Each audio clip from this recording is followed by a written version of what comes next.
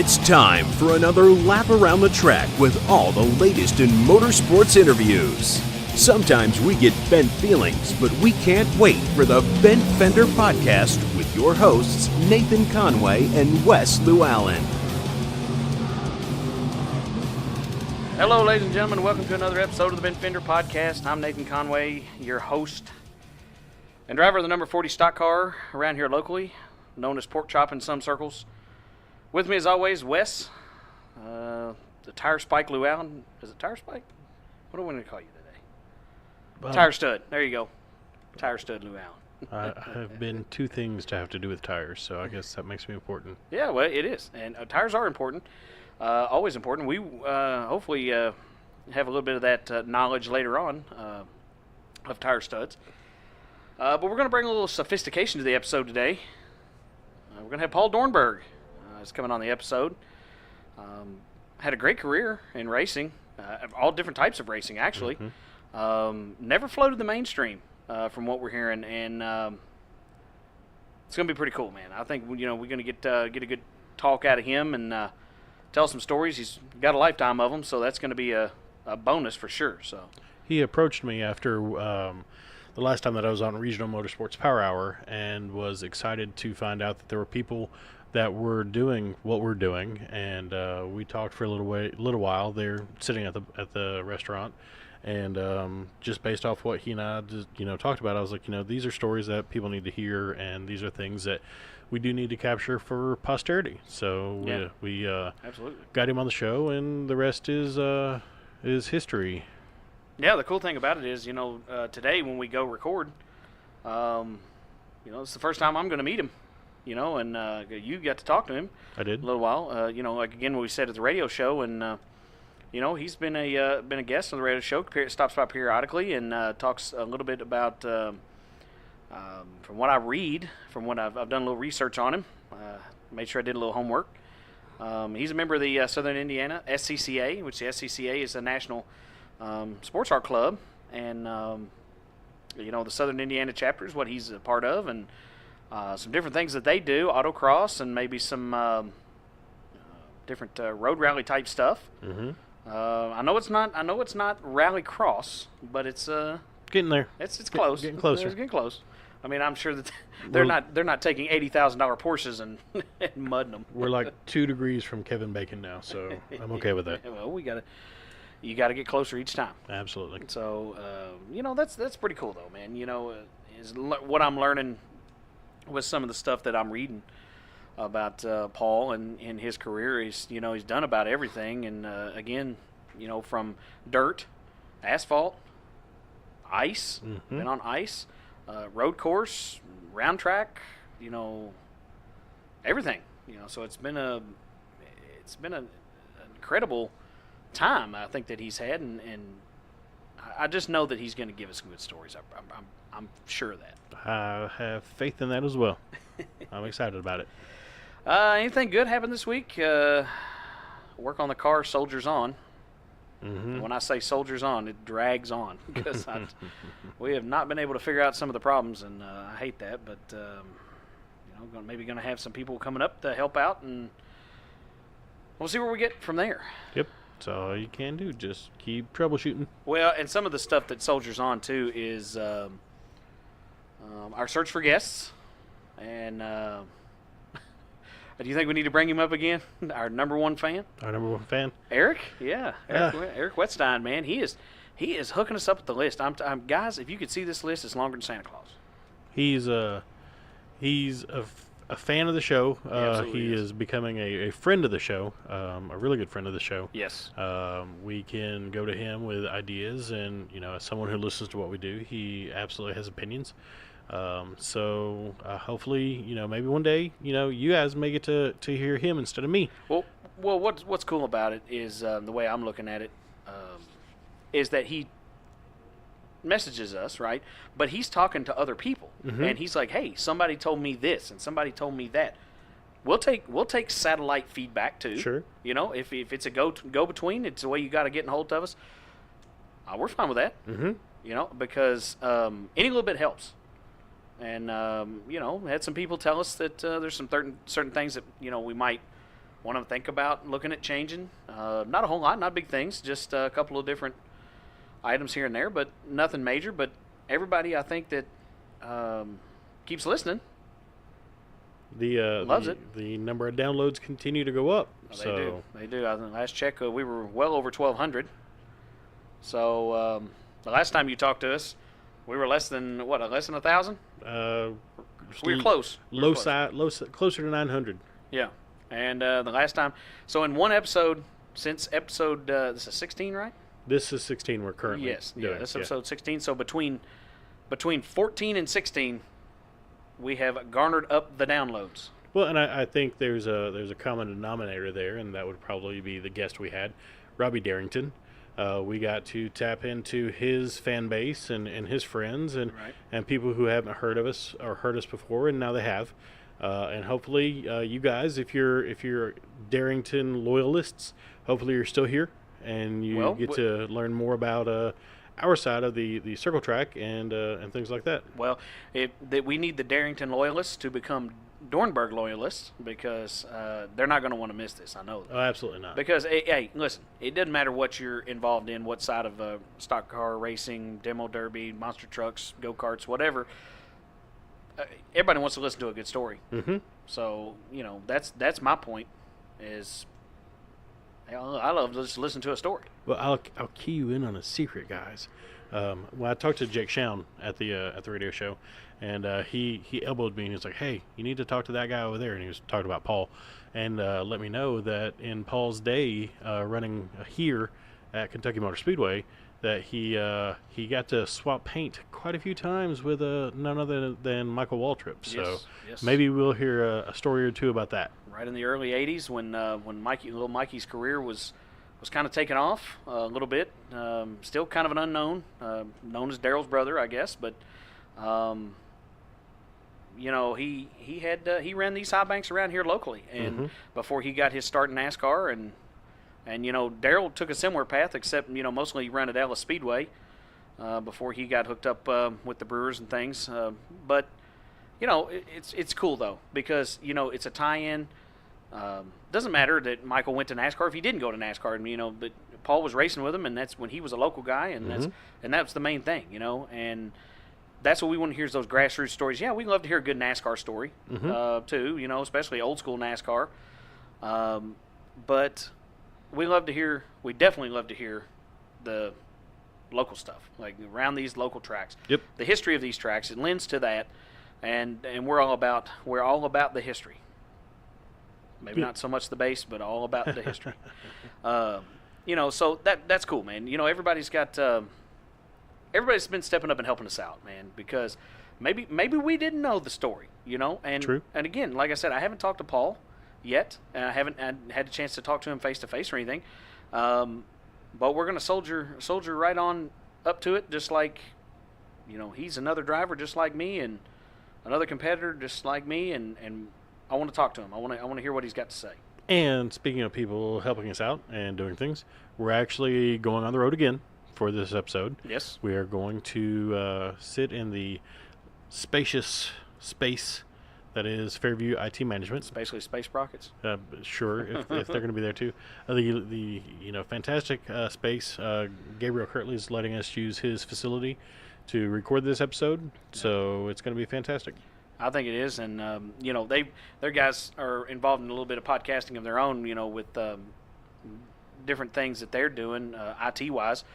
But we're gonna kind of invade their space. And of course, we've got our own equipment. No worries there. But I think it's going to be a good, comfortable space for everyone. A little bit more conducive to anybody that wants to be on the show. Centrally located. Right. It's easier to get to maybe from town than people having to drive to Whitesville or us having to drive to a different city or something like that. Not that we'd mind to do that. Nope. Absolutely don't mind to do that. Nope. So don't get us wrong on that. But, pretty cool that Gabriel has offered the space to us. And that's going to be a pretty neat little deal, I think. Mm-hmm. So, anything else new, man? Not that I can think of. I had a story, but I don't remember what it was now. Must have been a lie. Must have. No, it was a good story, really. It was a racing story. I don't know. I lost it, I guess. That happens sometimes. I think it's because you're getting old. Maybe. Yeah, it may be. But we are. Hey guys, real quick though, we are digging in our shovel on the ground floor of some big things. We've got the ball rolling. I feel like. I hope you feel like that. From the last couple of meetings we've had, but we've got the ball rolling on some big stuff. I mean, big stuff. More on that later, because I can't tell you yet. I kind of like throwing it out there, but then kind of like pulling it back. Well, we just have to start delivering on these things that we're promising. Oh, absolutely. Because we tell them all the time, hey, big stuff's right around the corner, and they're like, well, where is it? It's around the corner. We hadn't got to the corner yet. Didn't tell you how far away the corner was. It's a long straightaway. It's what I'm saying. It is. We're not around the corner, but no, it's big. This is something though, guys, that we're working on. That's gonna take. It's gonna take a lot of work, and we've got to get some ducks in the row first before we can really go with it. So we got some people helping. We got people coming on board. So it's gonna be awesome. Got some new equipment, did we? This week? Yeah, just nothing major. Just some more. It's gonna help out on those headphones, though. Yeah. So, yep. Again, in our quest to get more people on, again, guys, scheduling-wise, that's kind of how it goes, But we misstepped on a scheduling this week, but that's okay. We're still gonna have another show coming up soon, and we've got a couple of people loaded in the box, ready to tell their story. Mm-hmm. So, Hope for Harley's coming up. It is. Big thing. I mean, I'm hearing all kinds of good stuff. 2-night show now. 2 days of racing. 2 days of racing. Friday night and Saturday night. July, what?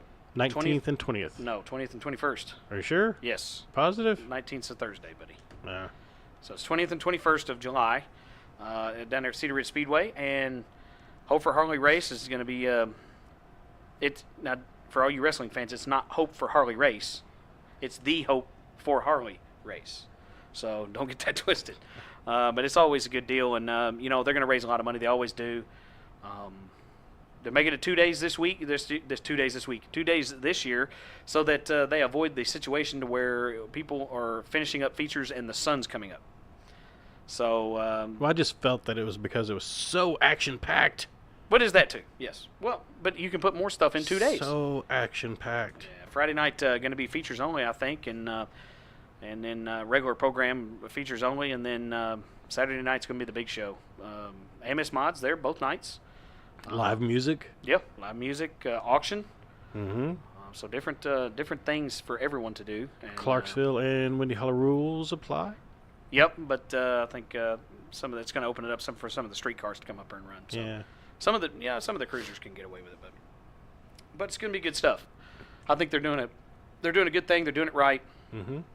Mm-hmm. Angie and Richard down there are really working hard to do that. Mm-hmm. So anyway, rambling man, get it. Listen, our sponsors. We always do this. You better listen up because they're important. Mm-hmm.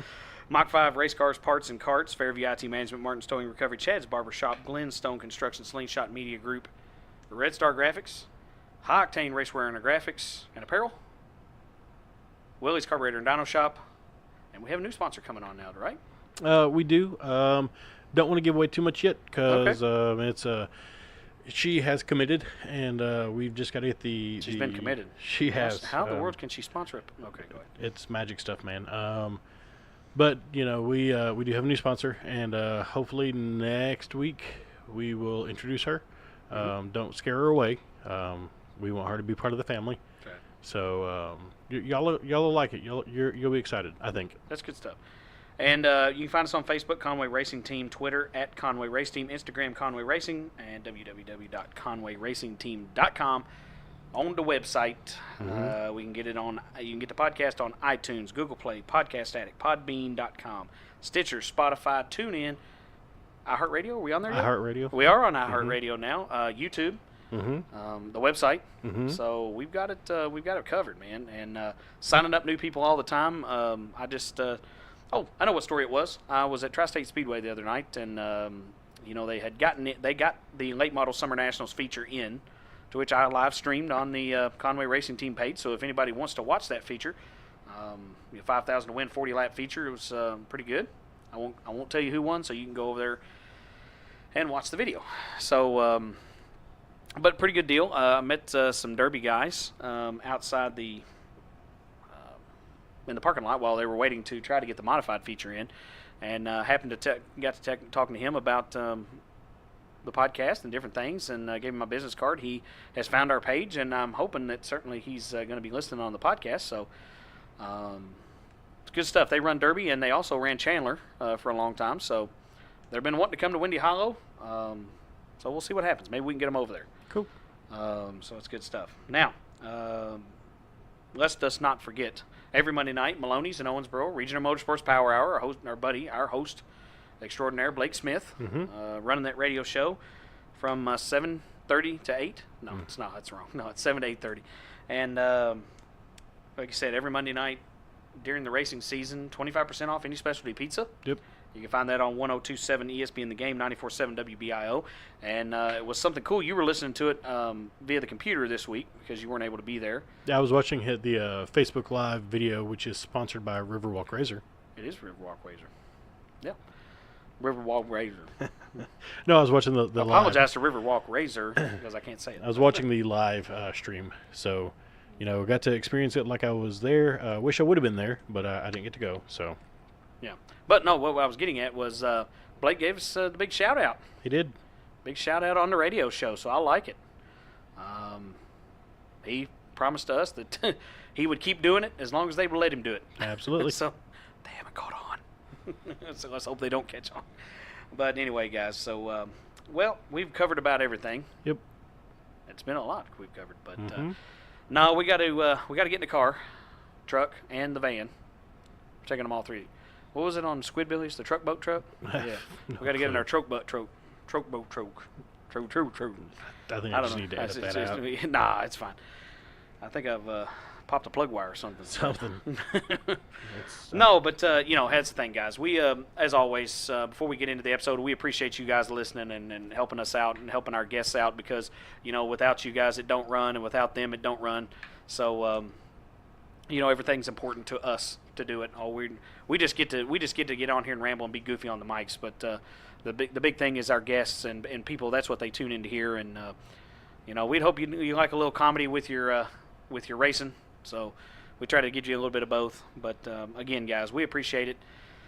So let's break it all down, buddy. Let's get ready to get in the car and head down to Fairview IT Management.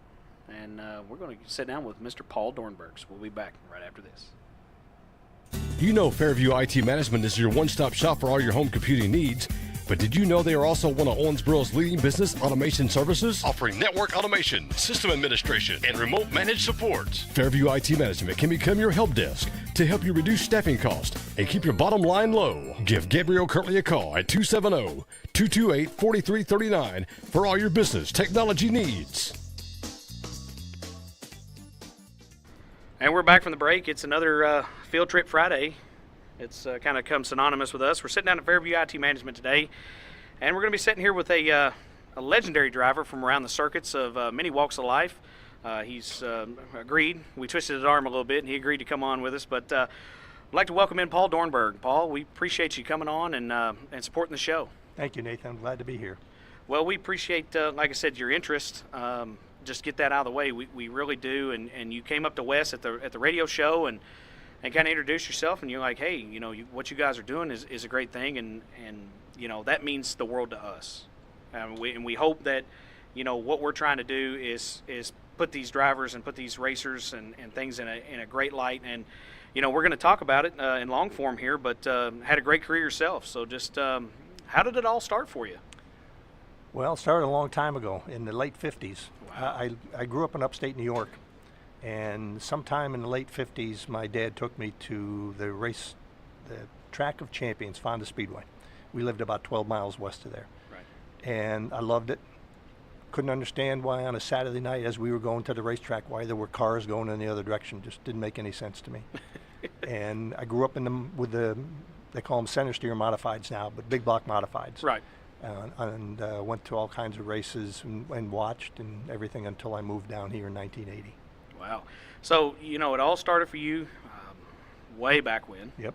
We don't want to paint you as an old man or anything, but that's pretty cool how, you're going to be able to talk about how racing had changed, from the 50s all the way up until, here we are, the mid 2000s, not mid 2000s, but you get what I'm saying, 18 years into the 2000s, and it's changed a lot. Sure has. It sure has. Yeah, I mean, we got to looking at some of your pictures that we had here, and guys, we'll set the scene as we always do. We're sitting down here at Fairview IT Management, and he's got a stack of old photo albums, and we've already gone through one of them, but just crazy how the cars just have evolved, and some of the stuff you were doing back then is precursor to what they do now. Exactly.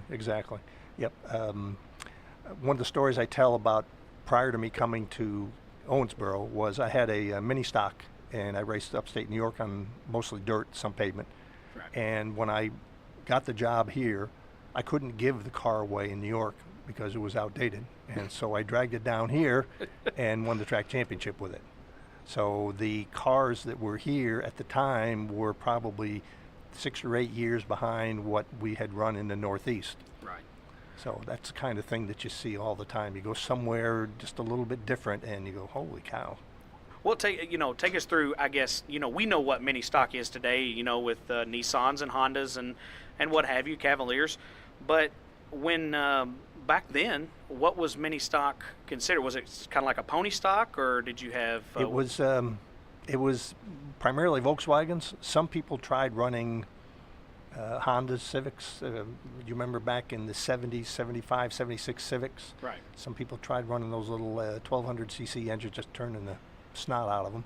But primarily were Volkswagens, and some of the very early ones in our class in the mid 70s used the bus reducer gearbox. On Volkswagen bus, they had a reducer to gear it down so that they would haul a heavy load. Right. And they put those on the back to get the gears right, and that was before you could get ring and pinions easily. And so people started, I think they started running it at the 1200 class, which was intake ports about an inch around and little bitty single carburetors. And then towards the middle to late 70s, they started getting more exotic. I have a friend who ran a Datsun, a 1600 Datsun, and it was one of those, he lived near Lime Rock, so he had friends that raced sports cars that also raced Datsuns. Right. And he got the Datsun cylinder heads, or at least advice on what cylinder heads to get, so that he had he could make the horsepower to stay up with the Volkswagens, because the VWs were getting up around 1800.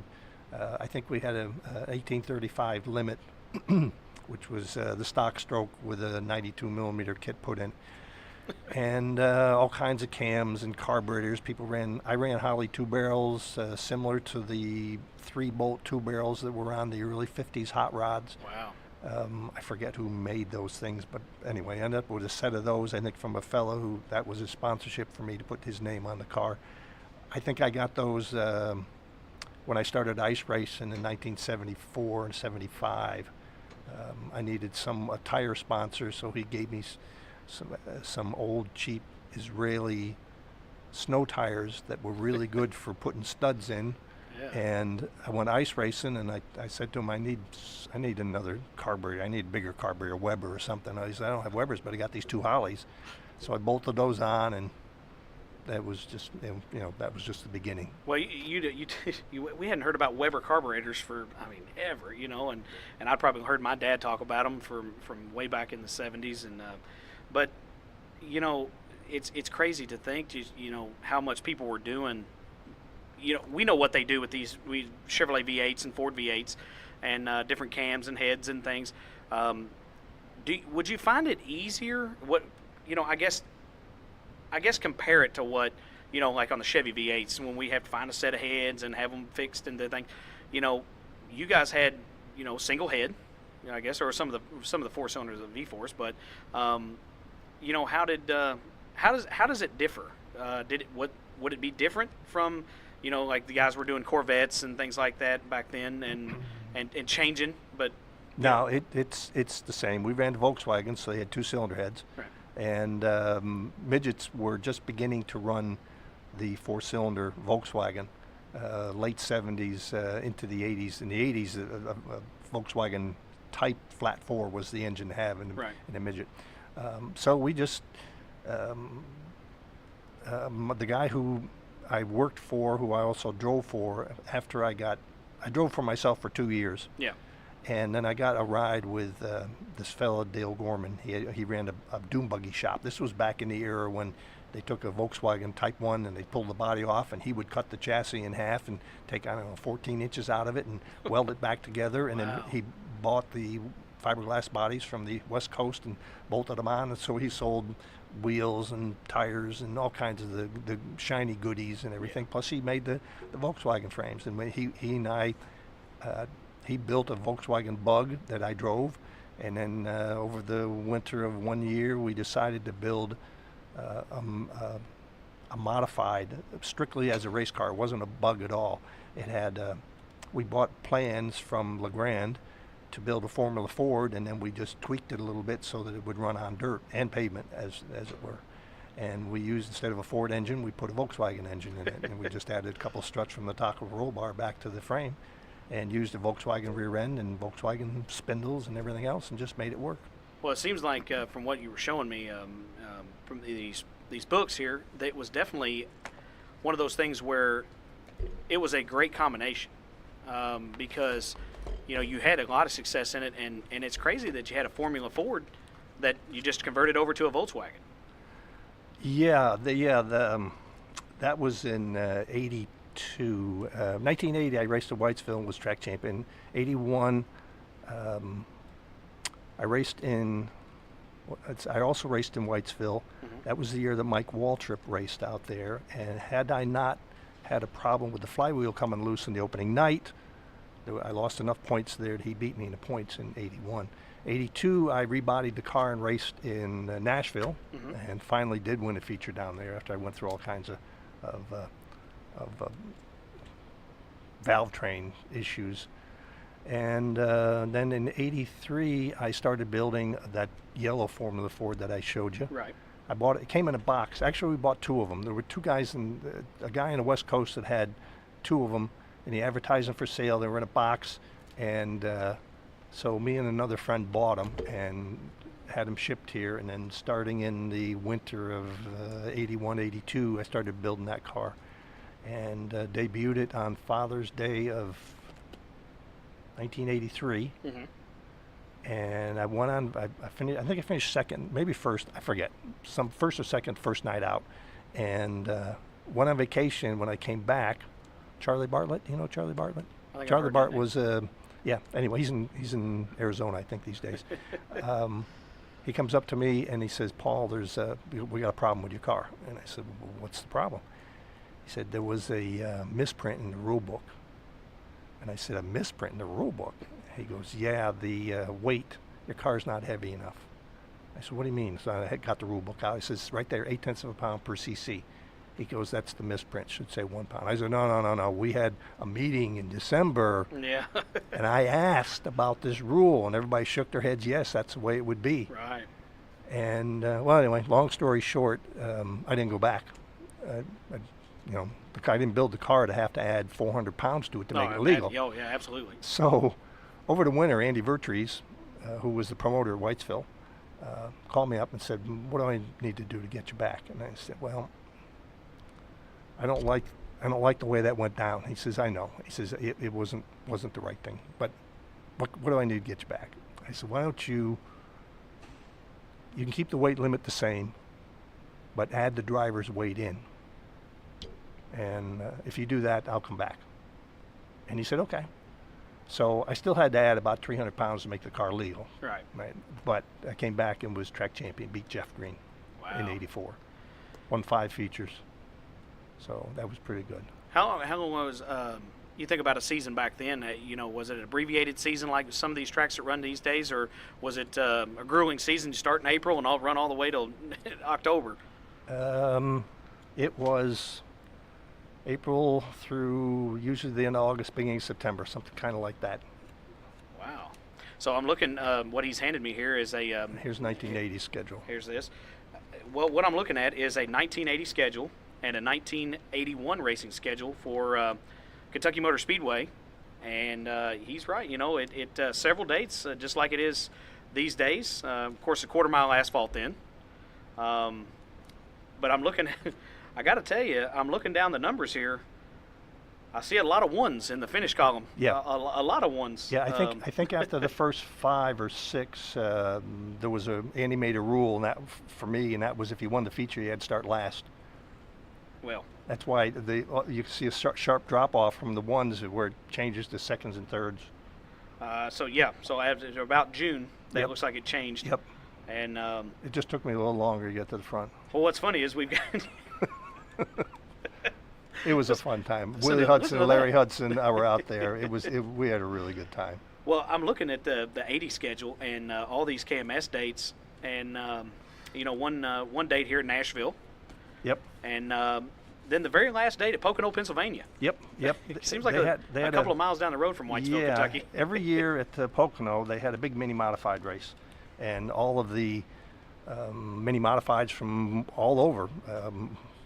I guess I traveled the farthest from Kentucky, but there were guys that raced in Ohio and Michigan that went to Pocono. And if you look at a picture of Pocono from Google, you'll see that there's an oval track on the front straightaway, 3/4 mile oval track, and they had a 100-lap race for us on that oval track. Wow. Oh, here's a funny story. Right. We're all about them. Go ahead. Because the mini modifieds that weren't accustomed to things that big. Most of the racetracks in the Northeast, half mile is big, and they usually don't run them on that. They're all 1/3 mile, 1/4 miles. Right. That we raced on. So we go to this big 3/4 mile racetrack, and we've got this race going on. This was the first year I was there, which was 78 or 79, and it's like 4 laps and then a caution, and 3 laps and then a caution, and then 1 lap and then a caution. I mean, it was just. We ran more caution laps than we ran, and caution laps didn't count at that time. Right. So the first 50 laps, it was 50 laps and then stop and then another 50 laps. First 50 laps was closer to 110. Anyway, about lap 43, man, I had to go to the bathroom really bad. And the race finally finished at 50 laps, and I pulled in the pits and jumped out of the car and started running to the bathroom, looked around, and there were about 15 other guys running right with me. And we fought for a stall in the toilet because everybody had to go to the bathroom. Well, that's it's just crazy to think that the way it was. I just see so many similarities to what some of the stuff we do now, and I want to take it back for a second, especially what happened there at Kentucky Motor Speedway. It seems like this comes up a lot, and we'll have a rules meeting.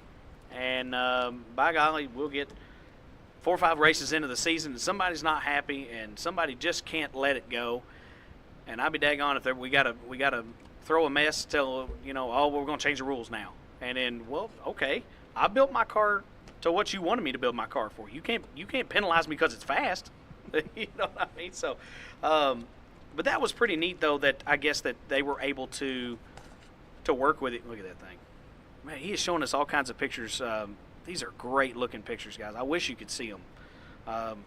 We'll have to turn the camera. Let's turn the camera. No, we don't have a camera. So next time. Next time we can do it. That's Nashville. That's one race I won, Nashville. Wow, and that's in the little Pro Ford car. Yeah, that is the same as the white Volkswagen. Volkswagen car. Yeah, same car as that, just different body. The square body, kind of like a Carmen Ghia style. Yeah, that's called a notchback. Notchback. There were 3 body styles of Type 3s. There was a notchback, which was a little coupe. There was a fastback, and then there was a station wagon, which is how the car started. Yeah. This race where I won in Nashville, I had a lot of Nashville. We raced on a 5/8 mile track, right? So you'd take the green flag and you just held the gas pedal down, right? So 15 laps, absolutely wide open, kind of like World Outlaws at Eldora, yeah. Right? Well, about lap 12, the valve spring would break, or rocker arm would bend, or rocker shaft would break, something. Yeah. It was always something. Well, this particular night, I had a problem I had 2 1 barrels, and on one side, unbeknownst to me, the needle and seat had started to unscrew. And so it was lowering the float level, so the car didn't run very well. So I'm running third, and I'm battling with a guy that has a little MGB, and we're running side by side, and I look over, and there's oil coming off of his valve cover, and it's an open top, so he's wiping his face, trying to keep the oil out of his eyes. And we get to about lap 10 or 12, and the caution comes out, and the leaders are long gone. Like, we're coming off of turn 4, and they're already into turn 2. And the caution comes out, and we roll down into turn 1, and there the 2 leaders are stuck in the guardrail on the bottom. They tangled with each other, so now we're running 1 and 2. So and you know this guy's got a problem. So. Yeah, and my car wouldn't run in full throttle. It was one of those, when you push full throttle, the thing just died because there wasn't enough gas coming in. Right. So I backed off on the gas, and I was just fast enough to beat Gary at the line by about 1.5 feet or 2 feet. But we afterwards, he brought a beer over. I think he was sponsored by Stroh's beer at the time. Brought me a beer and said, "Man, that was the best race we've ever had." Oh, and there was another guy, Newt Hartman, who was driving. He was going for the track championship, so he was driving somebody else's car, an unfamiliar car. It turns out he was pushing Gary to try and get by him, so he could get by me. But anyway, long story short, it looks good in the picture. Oh, it looks great. But the story is even better. Oh yeah, the story is absolutely worth way more than the picture is. But if we didn't have the picture, you'd almost had to been there to see it. You know what I mean? And and I'm glad you've got that picture. Pretty cute trophy girl there. Any smooches back then from the trophy girls? No, they didn't do it. Trophy girl. Another story about racing in Whitesville, or not racing in Whitesville, racing in Asheville. One night we went there, and instead of qualifying on the racetrack, we had a foot race on the quarter-mile track inside, right? And we had the fellow visiting from Tokyo who didn't speak a word of English, right? But we managed to communicate, and one had to run half lap, and the driver had to run half lap. So he ran the first half, and I ran the second half, and we qualified second. But that's what that picture is of the foot race for qualifying that night. Guys, this is killing me because thinking about just, all right, guys, we're not going to pill draw, we're not going to qualify.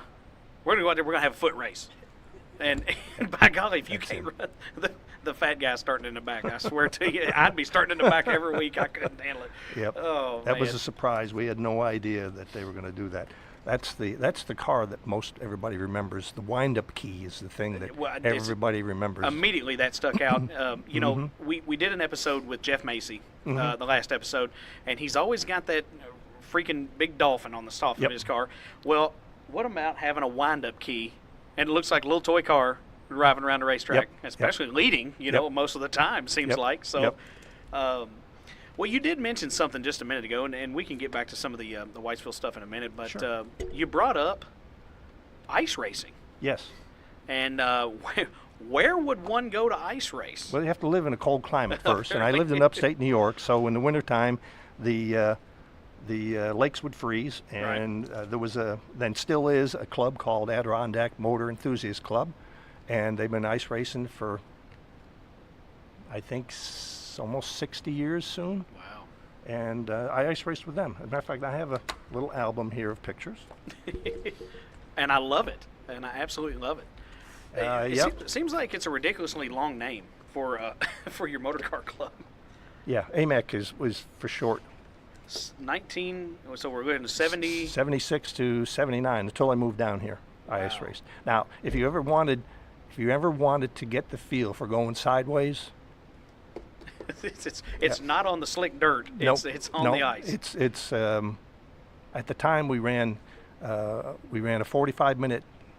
There were 5 races during the day. A 45-minute race for modifieds and rear-wheel drive, and then a 45-minute race for stock and something else, like front-wheel drive, and then an open competition race at 20 minutes, and then those 2 classes again. So I would enter the modified race, the rear-wheel drive race, the open race, and then the other, and that we did that on 2 days, on Saturday and Sunday. Holy cow. And there was 2 hours of open practice from 9 to 11 in the morning. So if you wanted seat time and you wanted to get the feel, you know what that feel is when you're going sideways. Oh yeah. You're trying to feel that tire biting, and absolutely. You can't get better practice in ice racing. Well, it seems like, what we're looking at here, I mean, just frozen tundra. I mean, it's just absolutely snow on the ground. Yep. And so it's a little wagon, looks like, a little VW wagon. Yep, that's I think a 66 station wagon. Yep. Wow. Rusty's, if you look at the rockers, you can see the wiring harness hanging out. I mean, it was just rust. It was quite a car. So you were talking about, now special tires you would have to have, obviously. You're obviously the rules for studying the tires. They have rules for studying the tires. You were allowed 12 studs per foot, or so many total tire. a tire that had a cheap tire that just had blocks without all the sipes, excuse me, was better because you could put the stud in the block. So I'd take a piece of brake line tubing and make cut it and put it in the drill and sharpen it, and then drill in the blocks and make holes, and then you buy 19 millimeter, which is a little over 3/4 inch long studs, Right. and put them in 1/2 inch, right, so that they stuck out 1/4 inch. And then you took a drill and tightened down on each stud and spun it. And of course, are you familiar with how a stud looks like? Well, It no, has, like it has an a ice body, stud? and then it's like a kind of a T shaped on the bottom, okay. a flange. Right. And you spin that flange, and then it cuts into the rubber, and it won't fall out so easy. And you studded up these tires, and then it was like driving dirt, Right. right? Same kind of feel. Well, I mean, it's just crazy to think that you have to create your own studded tires, you know, and it's completely legal. Yep. It's what you're supposed to do, as a matter of fact. Yep. Did you have guys that were trying to get out there and run with just, you know, stock, whatever, the off-road tires or anything like that, or did they have to all pretty much, or you wasn't going to go anywhere? Actually, at this point in time, tire technology wasn't as good as it is now. Right. Right. Like Blizzak, that Blizzak tire that they make that has no studs is really, really good on ice. Right. So back then, you just hunted around for the tire with the biggest block on it. I think Dunlop made a tire and Continental made a tire also. But these things that I got from this fellow that sponsored me, first they were free, and secondly, all I had to do was put the studs in them. So. It was fairly easy to make a set of tires. Now, what? So now, ice racing here, what would you look at getting out of a set of tires? Could you run just race after race after race? Yeah, run them all season. Oh, If the stud comes out, then you go to another block, because you didn't use all the blocks because of the rule about how many studs. You just put more studs in the tire. Well, I see. Oh, we got a you got a little dinger on that one. I think. Yeah, that this tore was that, upside down. it tore it in half. Oh man. In the modified class, I raced against a fellow who had a Ford Falcon with a 289 in the middle, right? And the engine and the rear end sat on a square frame that had a pivot, a 2-inch ball in the car that's in the frame, pivoted on that ball, and he had springs, kind of like a Didion rear suspension, except it was the whole engine and transmission moved together. Anyway, long story short, he pinched a guy into a snowbank, and there was a big cloud of snow, and the other car was a Fairlane, and the Fairlane stopped, and it was sticking out of the snowbank about 3 feet. And by the time the snow cleared, I just had enough time to jerk the car to the right, and the front fender went in, hit the tires, split the Volkswagen in half, essentially. Well, you were hitting a Fairlane. Yep, So, stuck in the snowbank. It may have had a little bit of metal in it. Yeah, that's for yeah. sure. But I mean, it's just crazy to look at this. And now, what I did want to ask about was, you know, we talk about, especially on dirt, and even on asphalt too. You know, the track changes during the day. I gotta wonder if, you know, you're ice racing and how, you know, different. We think about ice skating, Yep. and they'll have to eventually run a Zamboni over and fill in the little grooves or cracks. But, you know, on these type of tracks, what was track prep or track maintenance? Was there any, or did they change over the day? It would get, you know. Well, of course, you had to plow the snow off most times. Right. So the guys with snow plows would usually go up on a Friday and plow a track out.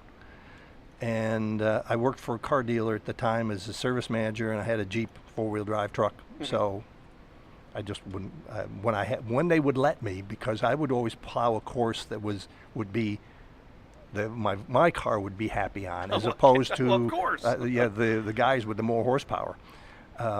So you plow out a track, and then depending on the weather, right, you might have a day where it's really, really windy and not be many snowbanks because all the snow had been blown off. So the track would be harder than usual.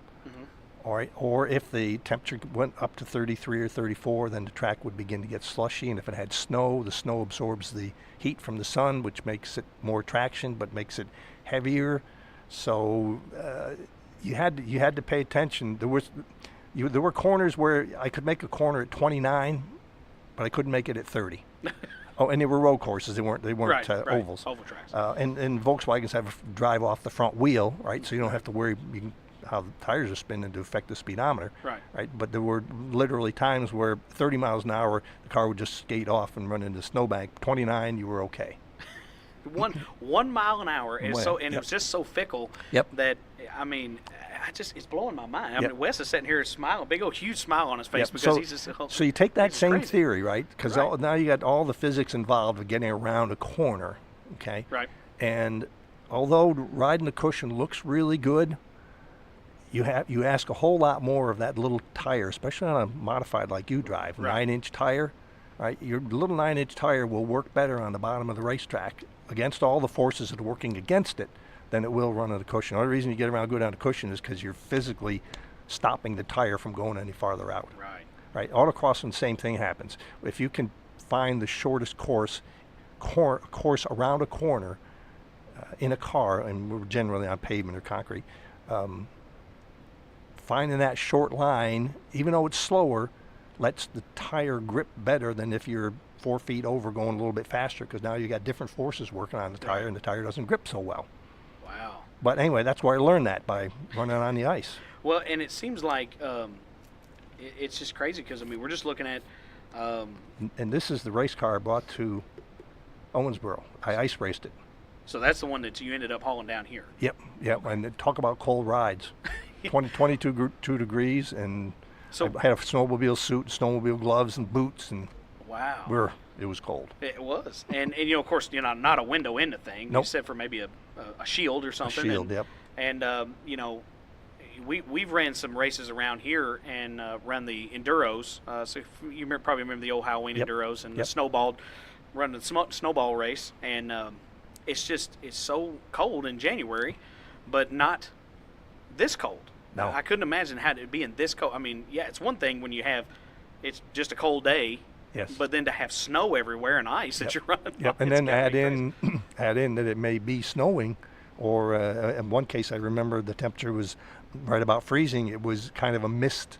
It wasn't really snow. It wasn't really rain. And all the people that had windshields and wipers couldn't see because the windshield was freezing over. So all I had was a visor. And I Right. just cracked the visor and look out through that little 3/4 of an inch between the bottom of the opening of the helmet and the visor. So you have to periodically just kind of tuck your head and just get that cold air coming in. No, actually, in this particular case, it worked well. There was just enough of a windscreen to Oh yeah. make the most of it go to the top of the helmet, and all I had to do was just kind of look around and see who was following me. Well, before we go any farther, what I'm taking away from, and again, this is the first time we've ever sat down and talked, and which is great. I'm having a great time. It's what I'm taking away from you is that you have always been through your career. You always think ahead, because you knew that, okay, say this mist starts out or the snow. Well, I don't want it hitting me in the face. I don't want it plugging up and I can't see. Then then you defeated yourself. But that's something that you've always, and especially with your asphalt days and different things, is you always think ahead, and you always are like, you know what, this is how this may go. So let's try to have a contingency plan for that. Exactly. Go to the racetrack ready to race, not to play with a race car. Right. And if something comes up, have a plan to do something about it. And you don't have to. Well, a man like you, and we look back through some of your stuff, and what you've been telling us, especially, you had great success where other guys would probably, struggle with, oh, well, we didn't get this right, or well, we tried a different spring this week, and it's never. You already knew. Yeah. And that's a natural ability, it seems like. But now, did you have to? Well, did it come naturally to you, or did you have to, do like the process of learning? I mean, I'm sure you had to learn. There's a learning curve, but it seems like though that you picked it up faster than a lot of guys. Yeah. It was just second nature to me, and then school. I learned things. When I finally realized that I could learn things in school that applied to race cars, then it was nonstop. My first year of college, I went to a 2-year school, and my first semester I was taking I think it was college prep to go to RPI in Troy. Right. RPI is a Rensselaer Polytechnic Institute, well-known engineering school, because I wanted to be an engineer. my grade point average after the first semester was .63. I mean, it was terrible. I think I had 3 Fs, a D, and a C. It was absolutely miserable. So I went to the counselor, and he said, we got to do something here. You're not doing very well. And he says, we got a mechanical technology course. Want to take it? And I said, yeah, sure. What have I got to lose? So I took that mechanical technology course, and my grade point average went up almost 3.8, 3.9. Wow. And because of that, plus the whole point of this thing was it had physics, and it had geometry and trig and all that stuff that I had taken in high school, didn't pay attention to. And now I was hearing it again. Plus I made some friends who didn't know the stuff as well, so I was teaching them. Well, when you teach somebody something, you learn way more than you would ever by trying to learn it. So anyway, long story short, because my grade point average improved so dramatically, Union Carbide gave away a scholarship to the most improved student, which happened to be me that year. Well, why not? And that was enough money to pay for my 2 years at Hudson Valley Community College, including my books. It didn't cost me a cent to go to college. Got my 2-year degree with an associate degree as a mechanical technician, and couldn't find a job. Well, you know, it doesn't. It seems like not a lot has changed because No. you know, and you know, we want to tell everybody out there, stay in school, kids, Yes. and get your education and do Yep. do all the things you're supposed to do. But you'll be a far better person for it. Yep. I mean, you'll appreciate it. Plus, but, plus everything I learned, I could apply to race cars. Right. And that was the key. So I became a mechanic. That's what I was. For the 10 years that I was in working, maybe 12 years, I was a mechanic. And I loved it. Well, I saw somewhere, and now this was when you worked at I guess the Porsche dealerships and yes, things. yep. Well, talk about your time, and obviously you fell in love with them. Yep. But talk about your time as a technician and how you got into Porsches and what makes them so special to you. I was working at a little, for a couple of Jewish guys in a little foreign car repair shop for about a year and a half, and they built a new Porsche Audi dealership next to the Volkswagen dealership. And from the racetrack, I was going to the racetrack, Fonda Speedway, and one of the guys there that I knew said, hey, you know, you ought to go over there and get a job working at the Porsche dealership they're hiring. So I went over and interviewed, and they hired me. So I started as a mechanic, and I think that was 1970, and that was the first year that Porsche was separate from VW. You could always buy a Porsche at a Volkswagen dealership, Right. but in 70 they wanted the dealership separate, so there was a Porsche Audi dealership. And I learned how to fix the Porsches. I didn't work on as many of them as I liked. Yeah. I wanted to work on them more, but we had a lot more Audis than we had Porsches. So I worked on Audis, and then I worked on Porsches. And I just liked it. I progressed from a mechanic, I think after 2 or 3 years, to a service writer. Mm-hmm. And then after a couple of years there, into a service manager. Well, that's not, and you know, that's not a bad career path. No. You know, especially and to move up fairly quickly. Mm-hmm. But you just, I mean, did you just? I guess when you're working on them, you're like, did you think maybe, hey, these would make great race cars? I mean, that's kind of the technology that a lot of them had anyway. But yes and no. I was really into dirt track modifieds, right? So, Right. yeah, I saw the cars as a couple of customers had race cars. One was a road race car, one was an ice racer, '66. But I never, having seen how much they cost, which was about $8,000 back then. It was just, to break the bank. you know, who's going to race. Now you watch a Super Cup race on TV, right, that they run before the Formula One race, and the guys are banging them off the barriers, and the cars are $250,000 and doing $100,000 worth of damage to them. But anyway, I never thought of them as race cars. I really didn't until I got the green Targa. Right, the one right here. Yep.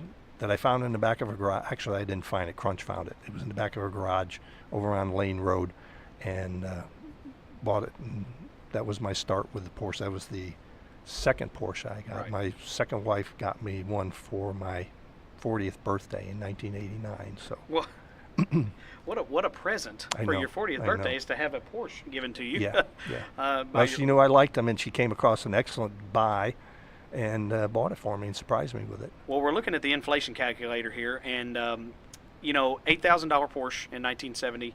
You're looking at about $52,312. Yeah, actually, they're more than that. I just bought one, and the base price. Oh God. The base price when I started was $79,000. Oh goodness. Well, we need to start taking lessons from Paul here, and we can maybe we'll end up with some stuff like that. But I would love to be able to afford a $79,000 Porsche. At some point. I've worked all my life, saved all my money, so I could get to that point. Absolutely, and that's the big thing is you were able to.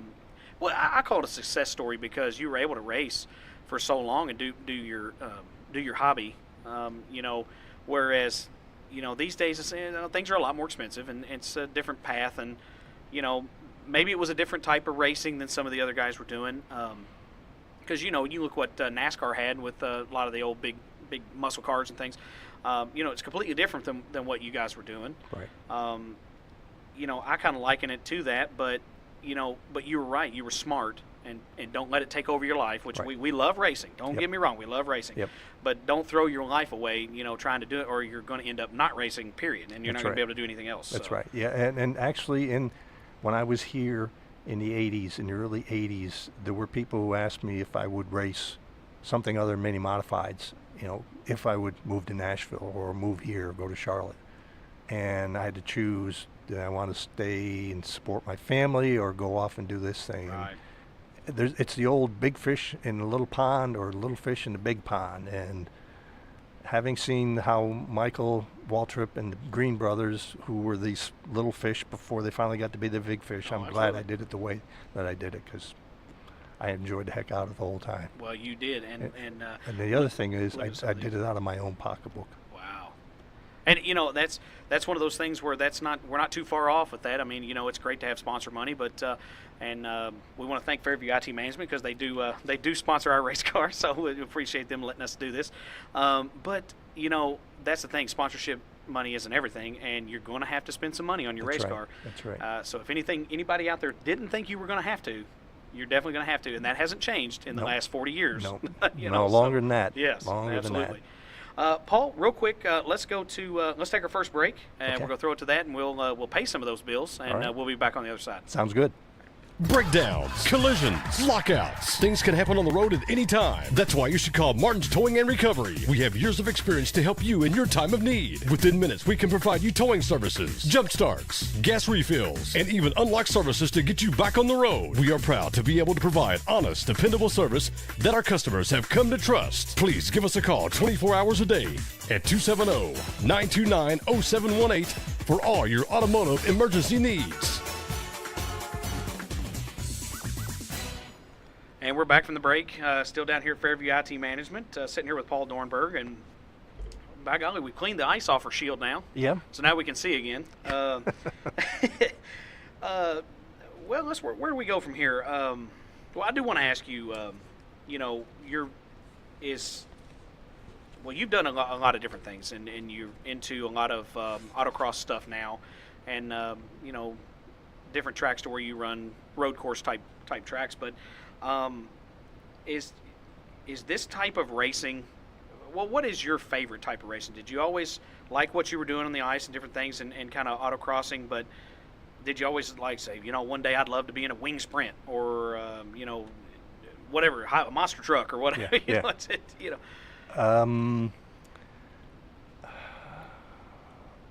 Ice racing was by far my favorite. There was no lack of seat time. Right. When you can drive for 3.5 hours a day, right. twice on a weekend, and have a keg of beer at night, how can you beat that? After the races, guys. Yeah, after the races. That's right. After the races. Yep. Ice racing was by far the most fun for the amount of money that I spent. I drove the car up there. It was a daily driver, and drove the car up there, changed the tires, and raced it, and then changed the tires and drove home.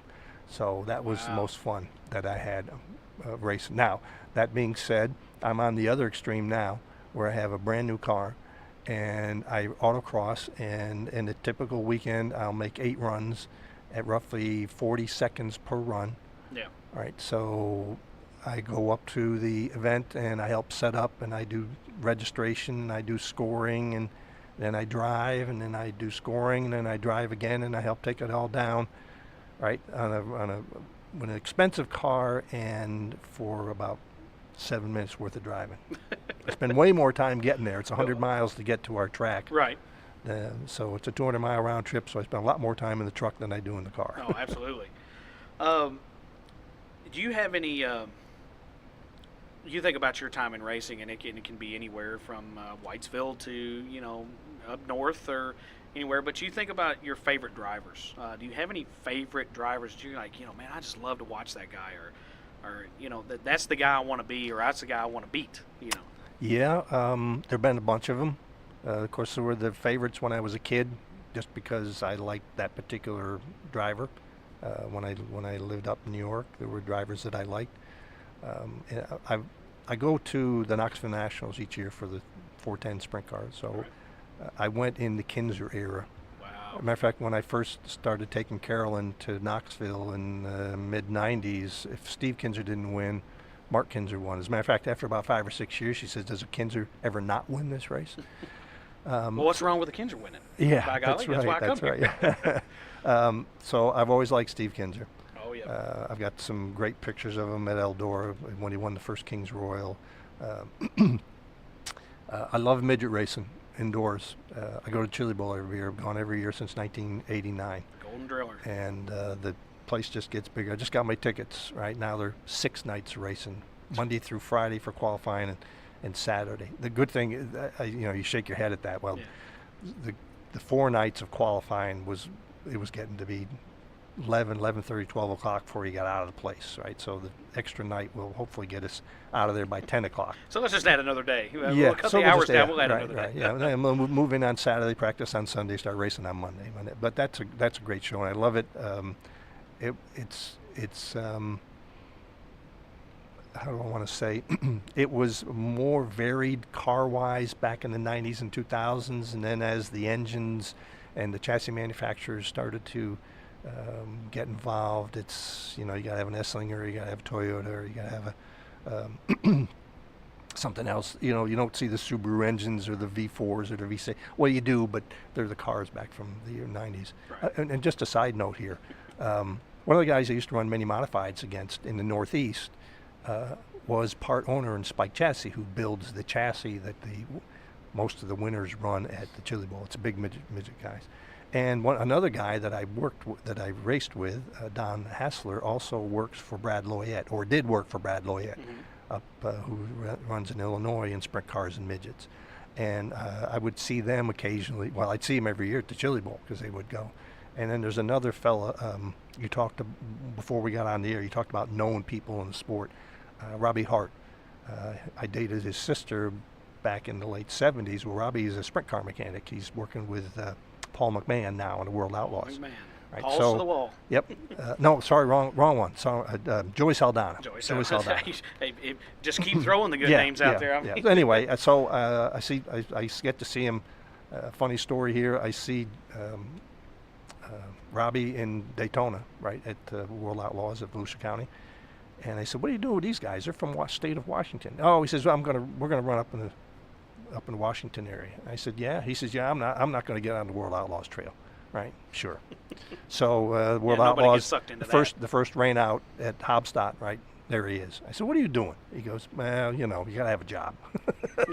So anyway, he's running the World Outlaw Trail with Saldana. Yeah, I can't think of a better thing. I'd probably retire today if I could. If I go run the World Outlaw Tour. Yeah, he worked for Tony Stewart for a while when Stewart had Hines driving for him in the midgets. Right. Anyway, he's got a lot of stories. So it's always good to catch up with him at the Chili Bowl and at the races. Wouldn't that be something to try to get you and him on the same microphone, or just a couple of different microphones, and let you guys go at it? Yeah. His dad was a big midget driver in the Northeast in the 50s, 60s, and he's got another brother, Ricky, who ran with Nema and did very well. And his sister ran many modifieds with us, and then Robbie drove sprint car for a while and then got into crew chief. And met a gal from Australia who was also a crew chief, right? And the two of them got married. They lived right outside the entrance to Indianapolis Raceway Park. Well, it's ORP now, right? Yep. He lives in a house, so when you drive into ORP, his house is right there. That's where I'd put my house. Yeah. I'd put it in the middle of the racetrack if I could. Here's the rest of the story. I went up there to see a Silver Crown race a couple of years ago on the August, and I bumped into him there. I said, "What are you doing here?" Crew chief, and he was working for some guy who can't remember his name, won the lottery, had a lot of money, and would send Robbie parts and say, and this is a guy from upstate New York, would send Robbie parts and say, build this car. Anyway, he had a Silver Crown car there. He was crewing for this guy. And he says, I live right over there. And he points over the other way. I said, you do? He goes, yeah. He says, you know what? This is the very first time I've ever been at this racetrack. And lived there forever. How long, Yep. And I just walk over and say, man, Yeah. I'm gonna head over and get me something out. Get me a ham sandwich or something out of the fridge, and I'll be back in a little bit. Yeah, exactly. Well, I know what it looked like. We went up to the Indianapolis Motor Speedway and went to the Brickyard race one year, and beautiful facility. Yep. Watching racing there is not great. No, it's not. Really not. It's not. But being a part of the history of the place is it's like I said, it's beautiful. It really is. Yep. And right there in the downtown Speedway, Indiana, I mean, throw a rock and hit somebody's house just right from the gate. Yep. And people parking in people's yards and driving up their driveways. That's pretty neat how they do it up there. Yep. And for somebody to just be like, well, I just live. Yeah, you can see it right over there. Yeah, it's just, exactly. I'll go park a car in the driveway. Exactly. Yeah. That's cool, man. Tell us about the Chili Bowl. Oh my gosh. I've never I got the chance to see the midgets really too much, and to something like that, one of the greatest races that they have all year, if not the greatest. The Golden Driller there, and Rico Abreu just seems to get on a tear out there. But it's got to be pretty cool sitting in there with indoor midget racing. In January. A few years ago, there was an ice storm in Tulsa, shut down most of Tulsa. The only people moving around Tulsa was everybody that was going to the Chili Bowl. So you had those 15, 20,000 people. They were the only people driving around because when I turned in the rental, there was 2 inches of ice on the roof of the rental. Right. So that was that gives you some idea. And I buy a bunch of tickets, and a guy and his father come down from Minnesota every year and sitting in our row with us. Wow. And I've got some other friends from Knoxville, Iowa, who sit next to us. And on the right side of me, I got another fella from Des Moines who has, he and his dad raced sprints, wing sprints in the Knoxville area, Iowa, and everything. And he's a lawyer in Des Moines, and he sits right on my right shoulder, and that's our yearly get-together. Matter of fact, we even have a chili bowling tournament on one of the days. I think there may be Friday a pun in there morning. somewhere. I don't know. No, seriously, we go down to the AMF Sheridan Lanes, and we have a little trophy that Larry bought a couple of years ago, and that I have kept in my house ever since. And it's their once a year bowling, and we go out there and have a good time, bowl a couple of games, and whoever gets a high score takes a trophy home. Well, see, that's something, bowling and things like that, but that's something that you guys can do together, but you're brought together by racing. Right, exactly. And we saw that, I guess it was that Jimmy Fallon baseball movie, where, they got season tickets every year for the Red Sox, and everybody knows everybody, and they got divorced, but they still share season tickets and this. But you think about that, that's pretty neat how you know that you're going to be up there every year, and all right, man, we're coming up this weekend. See you there, and we'll all get together and have a great time, and that's just neat. And you're brought together by racing. Yep. Yeah, I throw a couple of big cases of Yuengling beer in the back because you can't buy it in Iowa, and haul it up there to them. Well, I mean, there's probably their perks for coming too. So Paul's going to be bringing that Yuengling over here. It's going to be great. We used to bowl in Daytona. There used to be a bowling in Daytona, and they would try to get stock car drivers. It was on the Sunday after the ARCA race. The ARCA race used to be on a Sunday, and after the ARCA race, at a bowling alley over on A1A, they would have bowling, and my wife and I bowled there for quite a few years. Mostly ARCA drivers. Mark Gibson was a fellow that we bowled with a lot. But occasionally they would get a Richard Petty or Jeff Gordon to show up there. But Bill Venturini, who are those guys? Senior, would bowl. And the Goodyear guys, they would bring these guys over that had calluses on their fingers that were as thick as our fingers, right, from working on those tires all the time, and they would bowl. Of course, they'd have a few drinks and everybody have a great time because ARCA guys were all done racing, and Monday and Tuesday were off days at the racetrack, so it was just a fun time. Because we always have a question in here. Did you ever have any, meet anyone famous and just look at, happenstance a lot of the times it seems like, but it's just you're in the right place, the right time, during the right era. Yep. because it's changed so much now. You know, Yep. you don't see guys going out and partying and with the fans and things. And you know, you think back to the old movie Stroker Ace when they're in the hotel bar together and they're racing carts up and down the hallways. But you know, it's just not that way anymore. Okay, so I got two stories Go for you. ahead. All right, first one is from 1982. Mhm. That was back when that was a great year. I'll tell you. Yeah. That was the year that I forget what they call them. We call them baby grands. Mm-hmm. All right, and Still run those. Still run those. I went to Daytona. It was the first year I went to Daytona for Speed Weeks. Let me back up just a little bit. I stayed with a friend in Daytona, and literally I met this man by accident. We were racing at Malta, dirt track, and I was running in the back with one of these, the little car when I first had it, and he was a front runner. And he got spun out, and we restarted, and there was a big hole in turn 3, and so I would drive down the backstretch, and then I would turn and drive underneath the hole, and unbeknownst to me, he was coming up on him, and I drove over his front tire and went end for end 2 or 3 times. Wow. When they let me out of the ambulance, he was the guy standing right there. His eyes were really big, and he said, "I thought you were dead." And we have been, that's how we met, by accident, and we have been friends ever since. So every year, more or less, I go to Daytona and I stay with Tony and Jan at their place. Okay, so 1982 is the first year I go down there, and he's got a friend of ours, a mutual friend, racing friend, who run in mini modifieds in the Northeast, bought a baby grand car, Dean Combs' old car, so it was a championship car previous year, Right. and we all got our pit passes and we're out in the grass where they had the baby grand cars, and I was wandering around, and at the time the Grand National, which are now the Cup cars, Right. that garage was segregated from everybody else, right? So Of there course, were the sportsman cars and the baby grands and the ARCA cars, and then there was the Grand National cars. So I'm walking around and I'm just looking. I got a new camera and I'm taking pictures and looking at everything. And the scales where they weighed the cars, they pushed the Grand National, not the Grand National, they pushed any kind of car into the scale garage, and then it went out the other side, and the exit was into the Grand National garage. Wow. So I watched and I saw guys pushing cars, and when I finally saw a car that didn't have too many guys pushing, I leaned on the back of it and pushed it into the scale garage.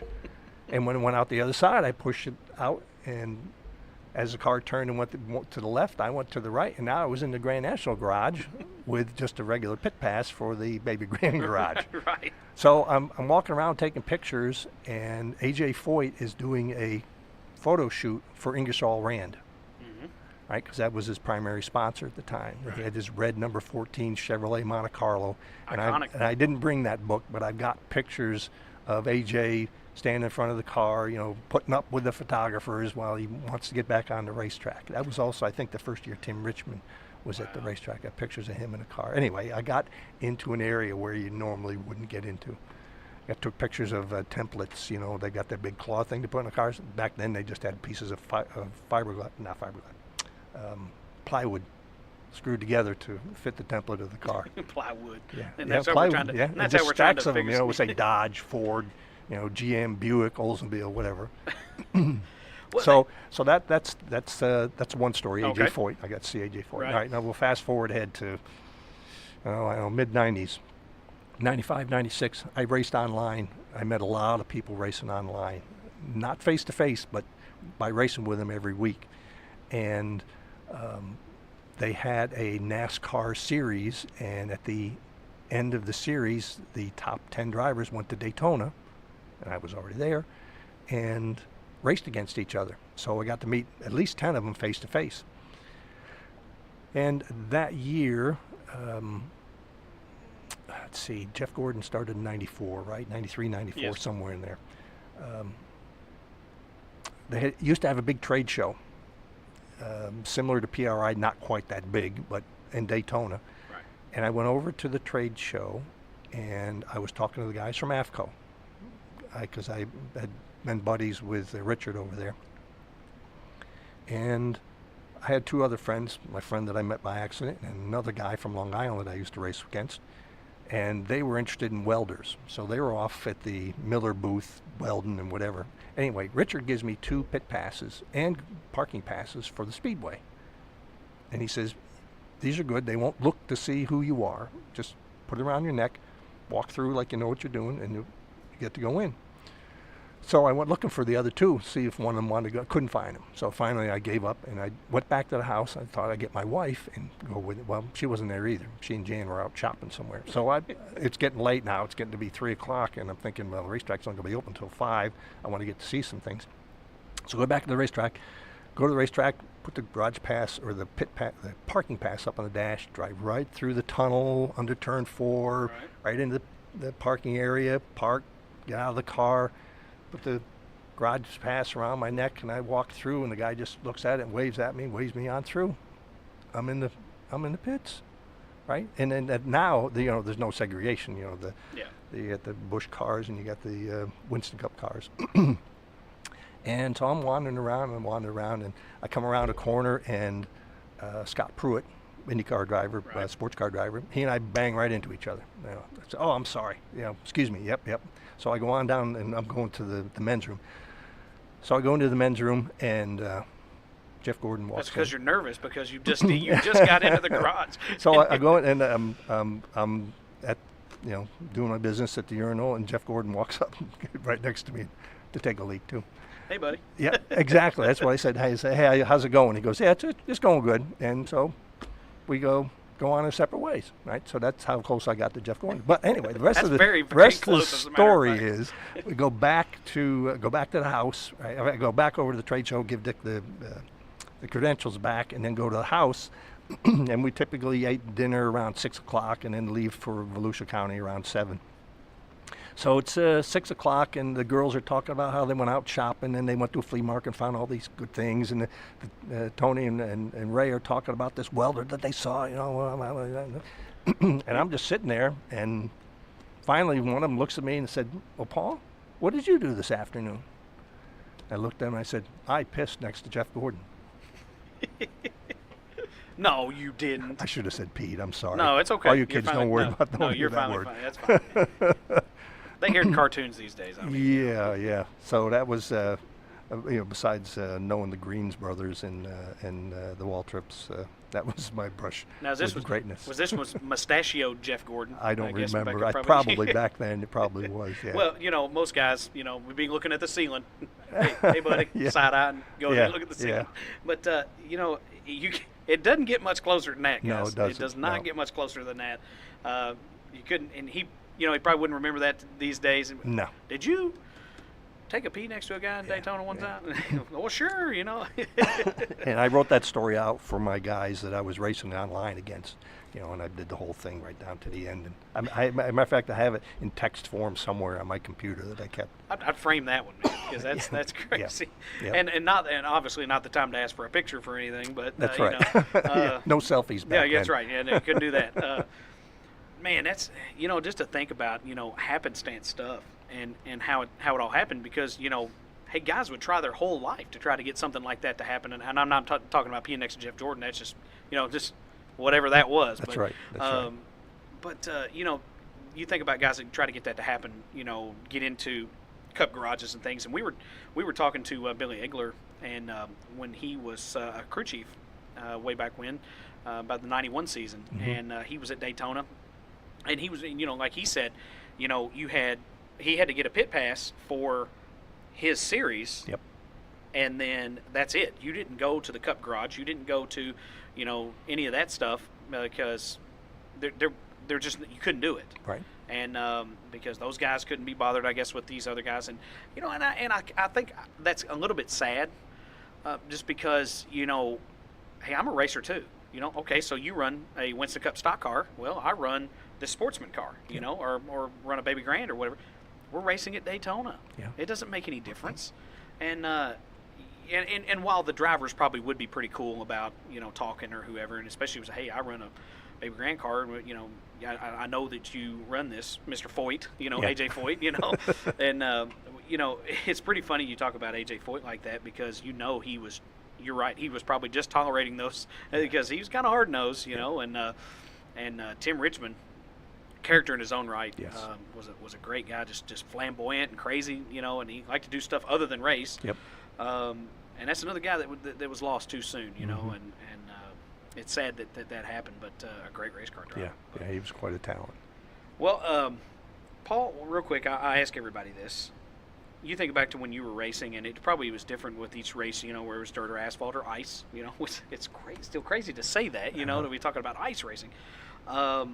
Did you ever have any race day rituals or superstitions or things like that that you had to, you had to wear the same boots every week, or you had to wear the, you know, same shirt or whatever? Probably nothing down to that detail. Just be clean going to the racetrack in case they have to haul you off in the ambulance. That was my only concern. And when Wes wonders why I take a shower before I go to the dirt track. Yeah, exactly. I take a shower every time before I go to the have dirt that track. clean underwear on. That's it. You gotta have it. You gotta have it. It might not be clean about 10 minutes after you get there, but That's right. It's gonna be, especially in the summertime. But no race day rituals. Just to make sure. I worried more about the car coming off the trailer than anything right. else. Or going on. Or going on. Yeah. Going on at the end of the night. Yeah. That's important. Yes. Well, I'll tell you what. Let me go ahead and throw it to another break real quick. Okay. And we'll be back on the other side. And I want to get back into some of the stuff from the old Kentucky Motor Speedway days. Okay. Sounds good. We'll be back on the other side. Let's face it, we love racing. We need to keep those race machines in tip-top shape to stay competitive. That's why we rely on Mark V race cars and parts located at 2035 West 2nd Street in Owensboro, Kentucky. They specialize in stock cars, but you'll find all the parts you need for your racing, go-karts as well. They are your go-to experts for parts, wheels, tires, fuel, and a wide variety of other items to keep you on the track. They have hundreds of parts in stock and can special order thousands of others. Give John Hayden a call at 270-240-5587. And we're back from the break, sitting here with Paul Dornburg, and golly, we've been through so much already, you know. One thing I do want to start talking about is something that a lot of people is going to be able to relate with.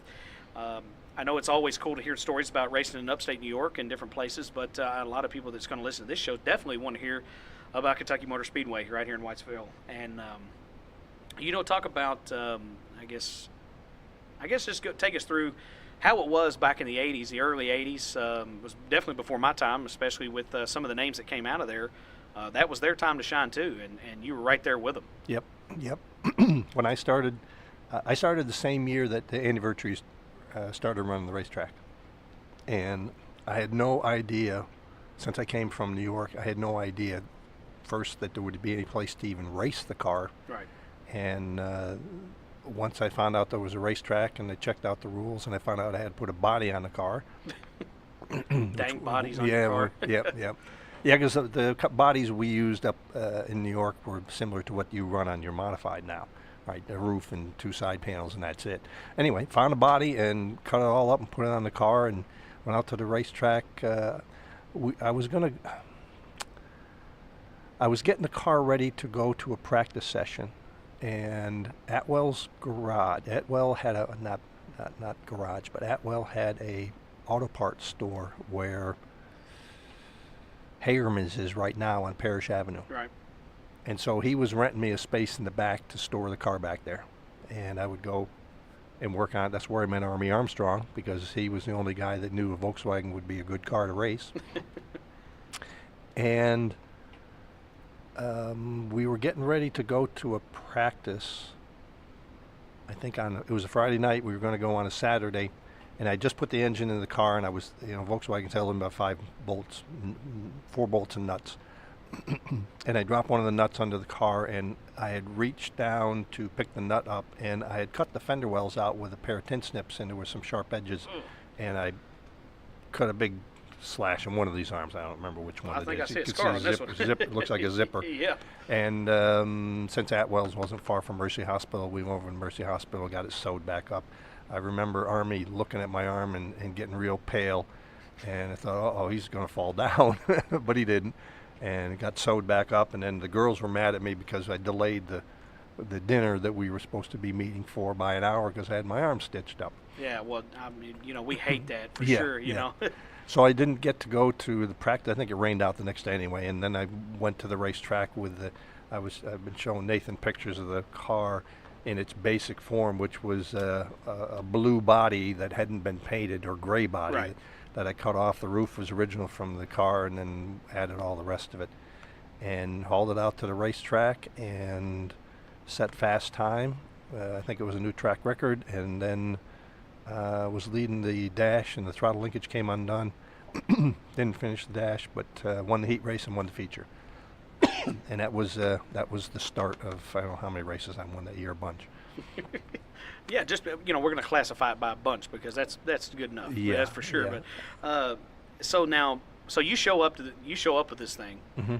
Are people just flipping their lid and they're like, Yeah. "What is this?" Yeah, there were a lot of naysayers, people that kind of scoffed at it, and when it was at Wells, people come in and look at it and snicker, and the only one who didn't give me a hard time about it was Army, because he had raced a Volkswagen, he knew what they were capable of, and I think I've already said that I couldn't give the car away in New York. Yeah. Right, so I brought it down here, put all this. The engine was a loaner, and I still owe the guy for the engine. But my friend Bob gave me the engine as well as the trailer I hauled it down on, which I still have, by the way. And I got a flat tire that night, and another Volkswagen, Mike Bethurham, loaned me a front tire so that I could compete. And it was your basic low buck operation. I think I bought a whole car for $100 and then stripped all the body pieces off that I needed. And Tim Hall and his dad Carl helped me big time. While I was working, they were making it look good. They made it from the ugly duckling that it was into the car, and the topping was the wind-up key on the roof. Yeah, that's pretty neat. And we talked about that a little bit ago, and how iconic that looked. But what stands out to me too is your little exhaust header coming off the back there. It looks like looking like sticking 4 feet off the back of the car there. yeah, that was a Dornburg exhaust. Yeah.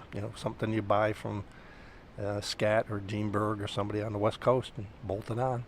It's almost like you could pull some James Bond moves and put a little smoke screen out the back there. It's just pointed at the guy behind you. That reminds me of another story. Oh, here we go. Coming off of turn 2 one night, somebody rode me up close to the wall, and I banged the outside wall pretty hard enough that it knocked the valve cover loose, but not off the car. Right. Well, right-hand corners as such, and I had a dry sump system in it, which had about 10 quarts of oil in it. So I oiled the racetrack for about 3 laps. I kept driving around going, who the heck is putting all this oil on the racetrack? When I finally realized it was me, and we pitted in the infield at that time, I pulled in and got out of the car and looked, and it was oil all over the inside of the right rear fender, but I could see the valve cover, and I just reached down, popped it back in place, and then started dumping more oil in the oil tank. And Andy came over and said, "Did you get this thing fixed?" And I think it was Danny Falloway. He said, "Yeah, he's got it fixed." And so we went back out, but I used up all the Speedy Dry that they had to cover up all the oil on the racetrack. I had no idea that it was me. But I tell you, one night we were out. We ran a feature down at Western Kentucky Speedway in Nebo, Kentucky, and I had a bumper on the back of my car, and the person I had riding with me at the time, we could have 2 seats in there, and in the old cruiser class, and we ran around there, and after the race is over, I'm like, look at this bumper laying over here in turn 2. I was like, man, somebody lost their bumper, and then we get back in, it was me. It was my bumper laying out in the middle of the track. I was like, really? And then, somebody took the daggum bumper. I never did get that bumper back. I had to make one after that. Yep. But that's it. Yep. But yeah, it's sometimes you don't know it's you, and you're like, oh, well, sorry, guys, Yep. But that's crazy because we think about a valve cover coming off on one of our cars, it'd be catastrophic. With you just pop it right back on. That's crazy. Yep. Yeah, that was another exciting night. One night I had that's the night that Willie and I tied. Oh. They gave the race to me. One night I was racing, and Danny Jones. I think there's a picture of a yellow car there in front of me. Right. Yep. Okay. Well, anyway, Danny spun out in turn 4, and I was just coming into turn 3, and I thought he would sit there and put with his foot on the brake. So I chose to go by him on the high side. Well, he didn't. He let the car roll up the racetrack, and I hit him and hit the wall, and hit the wall so hard that it bent the front corner of the frame up so that the front tire was off the ground by about 3 inches. So obviously I didn't finish the race. If you look back in there, you'll see that's the one night that I crashed.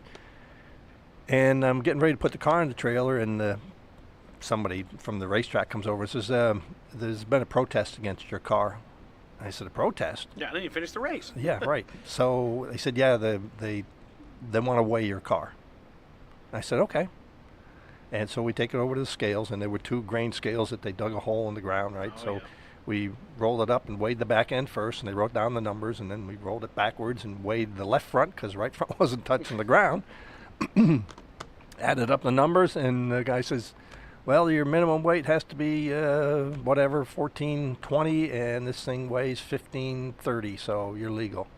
And the guy who did the protest, Kenny Sharp, just started, no, that can't be.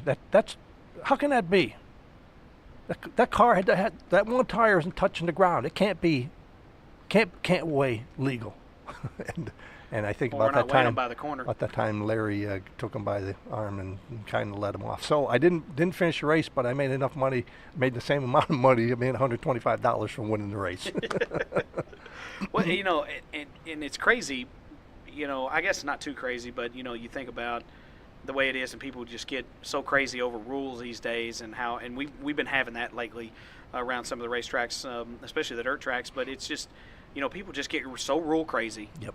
And you know, you came from a time where, yeah, you know, the rule book probably wasn't, you know, super big pages long, but you know, you guys had some rules. Yep. And everybody ran by the rules. Yep. I mean, you know, or fairly close, but you were going to push Yep. where you could push and not push where you weren't supposed to push. So, you know, and everybody always thought that, you know, I don't know if you've ever heard this, you know, the way it is now, but you can outrun somebody by a quarter of a fender, and oh, he's a cheater. Everybody's always a cheater. Yeah. And I don't know if it was that way back then, but I know that some people, you know, obviously were hot after, oh, that can't be legal, you know. Yeah. Yeah. But if your car's just that good. Another story about this car. About 2 months into the racing season, the rear flywheel seal started leaking some oil and getting on the clutch, and the clutch started slipping. And I knew what I needed to do. It had involved changing the crank, and I didn't want to take the engine apart. So Who does? I took the clutch plate off, and I had a disc already because we had done this in New York, and I bolted the disc to the flywheel. Wow. And VWs have such a low first gear, right? It's like 3.88 to 1, right? And then you come down from a 15-inch tire down to, you know, from a tire that's 82 inches in circumference down to a tire that's only 70 inches in circumference. And so you can put it in first gear and just push the starter button, boom, drive right off. Right. Well, I didn't want to fix the oil leak, so that's what I did. I just slid the engine out and bolted the clutch on, and after a couple of weeks of that, somebody came over, P.I. Ward, he was the tech guy, and he says to me, I want you to start your car up and drive it for me. I said, right here in the pits? Yeah, start it up and drive it. So I put it in gear and start. No. He says, not that way. I want you to start it and then put it in gear. And I said, I can't. And he says, why not? And I said, there's no clutch. Direct drive. He goes, the boys don't like that. You better have a clutch in it next week. So I had to fix the engine. like that was an advantage to not have a clutch. Yeah. But that's, you know. Yeah, it just means I can start. It's a little hard for me to start my car. You know, I can't Yeah. roll around Yeah, like you guys are sitting. You know. The beauty of a Volkswagen transmission is you don't need a clutch to shift. You know, you get it rolling first gear. You always started in second gear, and then you just had to make sure you just lifted a little bit and put it in neutral, and then backed off of here, and then slid it right in the third. Just so you And can the way it went. hit those synchronizers with the RPMs, and Yeah, you just they drag were it right through they there. were so easy to shift. The only thing you had to be careful of, there were shift forks inside there, and you could get your shifting fork. It would be in second gear, and it would also move the shift fork, but your fork you wouldn't be able to change gears. You'd be stuck in second. Right.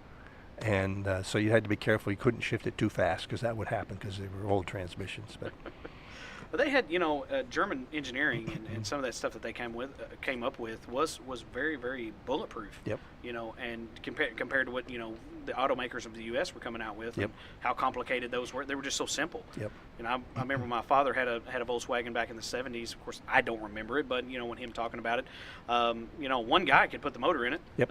You know, just it wasn't nothing. You just pick it up, put it in there, Yep. you know, and it wasn't nothing. You could put it in there in an hour. Sure. You know, whereas yeah, we could probably try to put a Chevrolet V8 in an hour, but it's probably not going to be running yet, and and it's quite heavy. Yes. Yeah. So. You told me a story a little bit ago, and I know that a lot of people, especially that know his son Brett, talk about Willie Hudson. And the hairstyle in this picture is just phenomenal. Oh yeah, that's when Willie had hair. Yeah. Sorry, Willie. Yeah. Well, tell us about this story. He looks like he's got an old Pinto. I love the silver and red on it, as a matter of fact. Yeah, there's a little bit better picture of that somewhere in here. But anyway, yeah, Willie and I raced to a dead heat one night, and they gave the race to me. And in the picture, there's, it might be farther back in the book here, but in the picture, Willie's waving the checkered flag, but at the pay window, I got first place.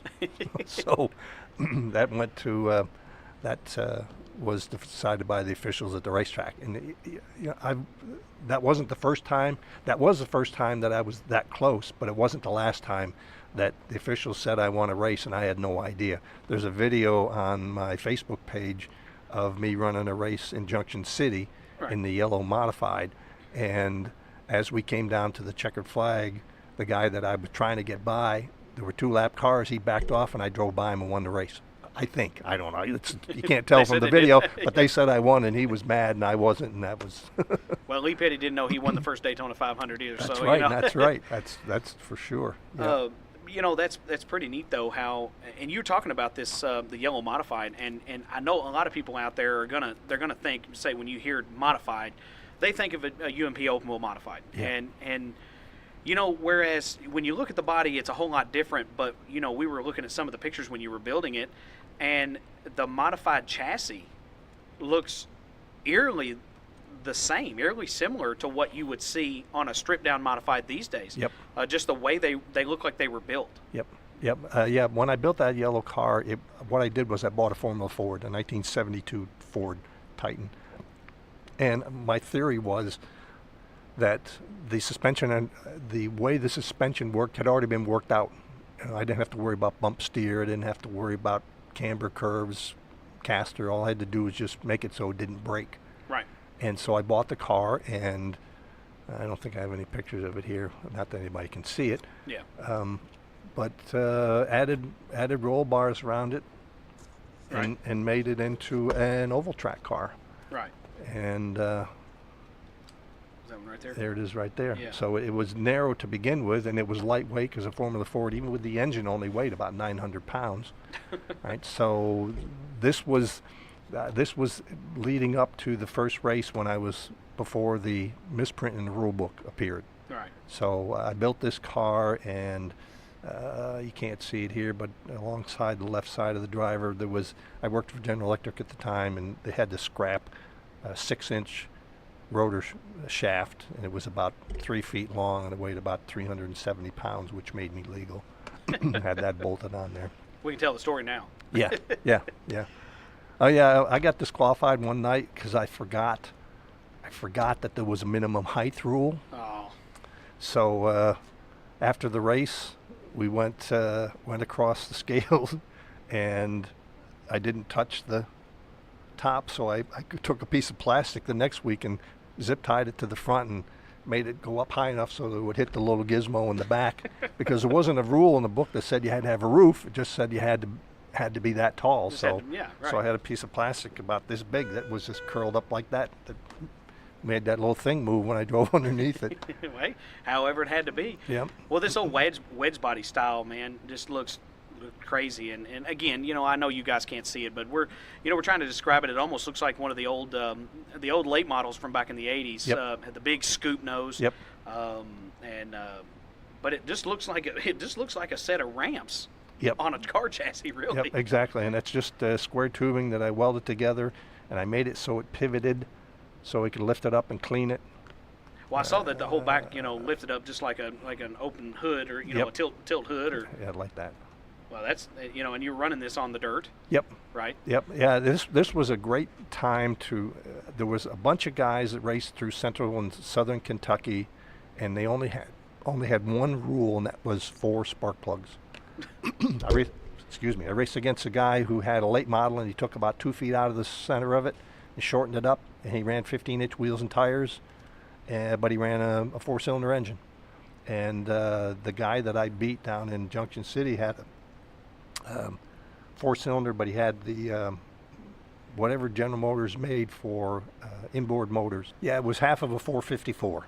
So whatever that works out, 227 cubic inches. And he ran it on alcohol, and he ran it injected. I mean, it was the ultimate mini modified. And this car that I had, which was a Formula Ford, had an engine out of a Mazda. It had a 13B rotary engine with the stock oil cooler and the stock radiator just stuck up in the back here. And I didn't modify the engine at all. The only thing I did to the carburetor was make it so that the mechanicals opened on it had a full little 4-barrel, and it had mechanical secondary. And that's it. So I had a $125 engine running against, no telling how much money this guy had in his car. And modified is the key word there. And beat him. Well, hey, well, that's the thing. That's the beauty of it is, and even back here, not conventional to what we're all used to with the big V8s and all that stuff, and how we think stock cars were, but how it is with a guy who had so much money or so much time invested in modifying this thing to all to beat the band, different carburetors and this cut down. That guy doesn't always win the race. Nope. I mean, you got a car that, handles good, it runs good. It's hard to beat something like that. Yes. Yeah. And that car handled good from before I even took it out of the box. That was the big thing. Right. Well, I knew it, and I knew it was going to handle good. See, forethought. See, that's the thing. You already knew. Yep. There was a fellow who ran a bug shop down on 9th Street, and about every second or third week, I'd take this cross member down, or this upright down, because it's made out of magnesium, and somebody would hit me. As a matter of fact, this one here with the vice grips, somebody hit me in a heat race and broke out the bolt hole, so the rear wheel was flopping around. And I was going to put it on a trailer, go home, but my nephew from upstate New York was visiting, and he goes, "Oh, Uncle Paul, I want to see you race." So I used vice grips and tie wraps and hose clamps to. All I had to do was hold that bolt into that, into that what was left there, and it worked. I started last because if it fell off, I wanted to hear the things jingled around, and I'd pull off the racetrack. Well, it didn't fall off, and I drove all the way up to second and ran out of laps. Well, I mean, damn those laps. You know what I mean? It's always one lap short. Yep. But that, guys, I don't know that we could try any of that today on anything. I mean, we just. As you get older, your perspective changes on things. I'm with the Sports Car Club now. Right. Sports Car Club of America, and we only run for trophies. It's just bragging rights, and. I know money's important to people who are racing, right? But sometimes I would think that you would be better off to just have everybody win the same amount of money and just give them a bigger trophy sometimes. And that's just my theory. I thought that Whitesville would be a nice place to build, to have an unlimited mini modified. You ever seen supers at Oswego? I don't think I have, no.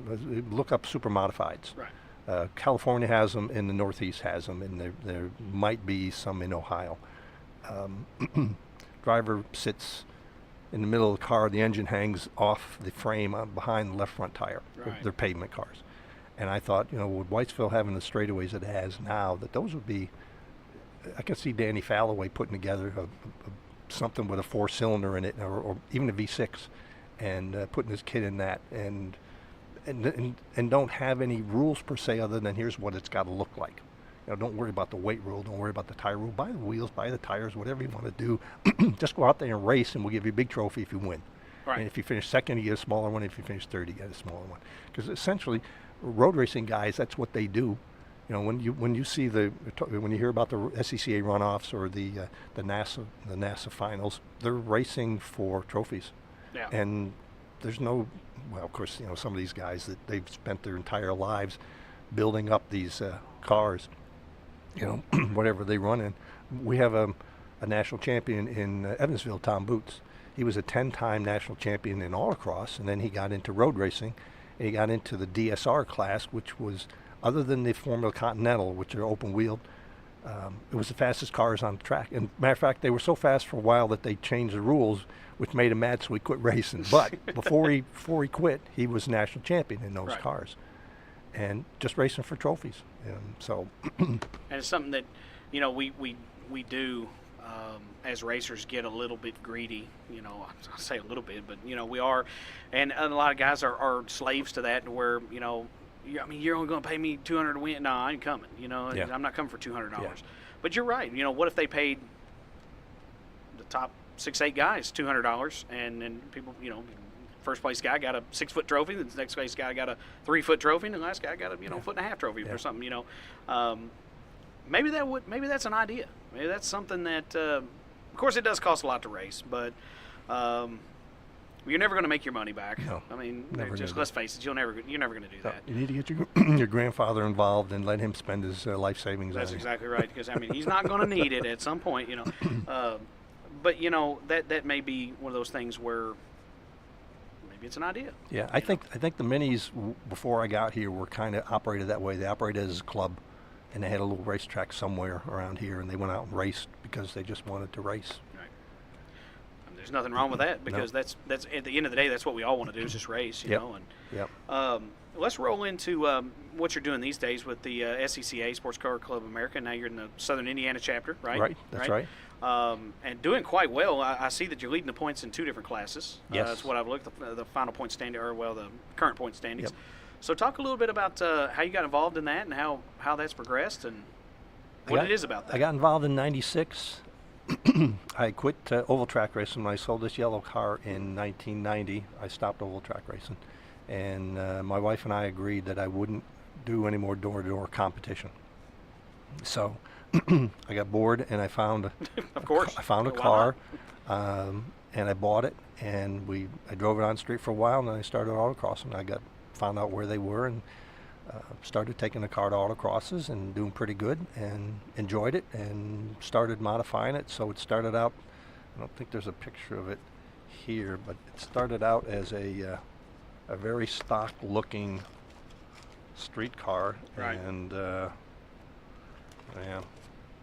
it just got bigger tires, bigger wheels, bigger brakes, bigger torsion bars. Yeah, that's closer. Cut the fenders. Of course, when you cut the fenders, you're no longer in the street classes. Yeah. So once you're no longer in street class, it's just a matter of what do I want to do. Well, since I knew how to fix the cars, it was just a matter of buying parts, and I bought heavier torsion bars and sway bars and put them all on, and just kept progressing. Got the slicks. Hoosier makes what they call an autocross A7 tire, which are just gummy. You know, I don't know about compounds, but they're on a street tire, right? A 200 compound is fairly hard, right? These A7s are 40. Yeah. I mean, if you use a durometer, they're softer than your skin. just sink right in. And they stick. And I bought the largest tire that I could find, a 335, which is 13 inches of rubber on the ground. So I would tell people I got 4 feet of rubber on the ground. That's true.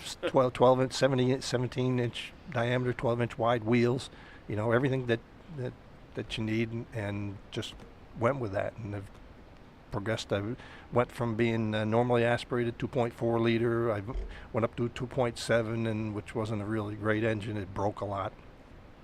Especially when I put the turbocharger on, it started breaking off a lot. And then about 4 years ago, I finally said, okay. I called my friend and said, William, what do I need to build something that won't fall apart? You know, here's the rules. I can go up to this size. And he said, okay. And he sold me the pieces, and I put together a nice 3.2 single turbocharged mega squirt fuel injection and electronic ignition and the whole 9 yards. And knock on wood, it runs like a champ. The problem is that as I age, so does the car. It's a 1973. So my wife bugged me for years to buy something newer, get something that is competitive, because I go to the Nationals every year in September. Go to the Nationals, and I would finish about midfield, right? So I would be beat by 90s era RX-7s and late 90s, early 2000 Miatas, S2000s, cars 20 or 30 years newer. Right. So finally, after all these mid-year finishes, I decided I'm going to buy a car. So a couple of years ago, I auditioned a new Porsche at the Porsche Experience, in Atlanta, and I said, okay, I'm going to buy one of these when the next iteration comes out. And last fall they said, okay, we're going to make a 2018 Cayman GTS, and I said, I'm going to buy it, and I got one. No. So I forgot where I was going with all that, but anyway. No, it's great stuff. And So I know, talking about cars. Yeah. So the Porsche has served me well. The older one, I was 5 times a club champion, right, in autocross with that car, and it's still these days we have all the nannies and things that can help you drive fast. This car is the analog version. It's not the digital version, right? It's you just have to try it to see, to get the thing rolling, to have the turbo kick in. It's got 20 pounds of boost, and suddenly you've got 350, 400 horsepower, and the way the thing goes, it only weighs 2,600 pounds, and you're on those big tires, but you don't have anything to help you. If the thing starts to get sideways, you've got, especially with 53% of the weight hanging out back, you have to be ready to do something with it. And not that I can't. I've driven them for years, rear engine cars, but I'm just losing the edge that I need to be as fast as some of the other guys who are buying newer cars. Right. So I said, time to change. So I'm driving. I have that new Cayman, and we've had 2 autocross events, and I was pretty quick the first time, but I was amazingly quick the second time. The car just is phenomenal. It just does. I don't have to worry about gear shifts. It has what's called a Porsche dual clutch transmission, and you jam on the brakes, get the car slowed down, and if you're going slow enough, you need to be in first gear, the car just puts it there. So when you go back to the throttle to accelerate, you're in the right gear, and it just and it handles like a dream. And it's just when I sit down inside of it, it's like the car says to me, I got your back, don't worry. That's a good feeling. Yes, it is, because you could take it to Windy Hollow and run it around Windy Hollow, and you could leave the one mode off, and you could get it around the corner sideways, and if you got a little bit too far sideways, the car would just back off. You don't have to do it. You could have your foot right on the floor, the car would back off, and you would stop that slide, and you would keep going fast. It's just an amazing car. We need to get some of that and what we're doing now, because yeah. we're running all manual stuff. So sure, it's, sure. 30-year-old, 40-year-old stuff. That's so. right. And there's I think that's the way it should be. You should have a 60, 70, 80s car that you could go out there and race. Which brings me to another point, since I was looking at your list and talking about things that I would do or think about doing. I see feature events out there with 6 cars. Okay, you got 2 guys that go like hell, right, and 4 guys that don't. Right? And then the next feature comes out, and it's different class, but same thing. Right. There's no reason you couldn't put them all together and let the guys who run 4th, 5th, and 6th race against each other.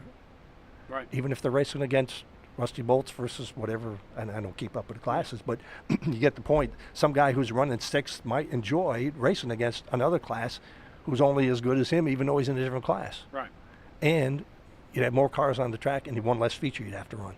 You still score them the same way, pay them the same way, but just have them out there one. And that's not unusual in other forms of racing. Right. You go to, Le Mans just finished 24 hours race. They had 6 classes of cars on the racetrack.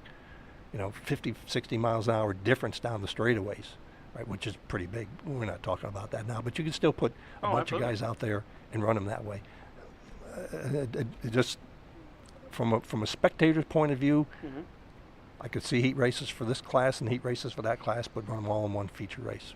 And it wouldn't hurt to try it just once, just to see what happens. Now, the guys who are fast are going to have to think a little bit more about, they might get to a group of 3 or 4 cars where before they were only 1 or 2 they had to pass. Right. So they got to be a little bit smarter, and invariably somebody's going to get screwed up. But that's what racing's all about. Yeah, it's part of it, That's right. So well, that's not a terrible idea, and it's something that's something that is a little bit non-conventional. But they've talked about classes and how they were getting so close within Bomber, Rusty Bolt, and Cruiser.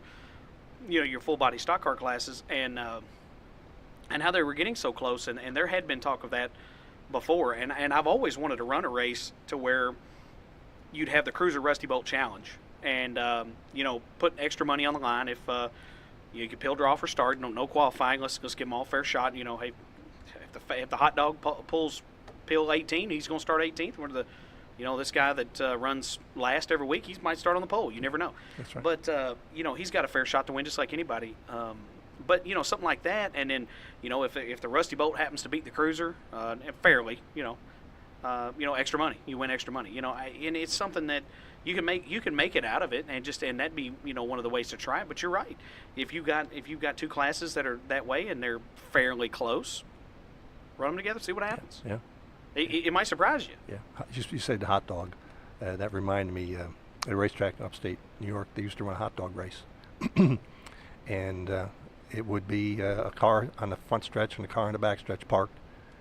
And they would throw the green flag, and they'd have to make 2 laps, and they'd have to stop, shut the car off, get out of the car, run to the infield, eat a whole hot dog, and then get back in the car and buckle up. And until they were all buckled in, there would be somebody there who wouldn't let them start the car, and then make 2 more laps. And the guy that won all the time was a guy that could fit the whole hot dog in his mouth in one big stuff. He won that thing like, he was the champ for like 6 or 7 years. I bet. Oh. I just had that memory. I remember seeing that happen. But that's the thing is, you know, we hear about some of the stories you tell and what you've seen, and it's definitely, you know, it wasn't in this area. You know, you're thinking, you know, up further up the East Coast and the Northeast, and you think about some of the stuff that they did. It's just, yeah, I know it seems gimmicky, but it's something it's unconventional, just like the foot races to qualify. Yeah. You know, Yeah. hey, how cool is that though? Yeah.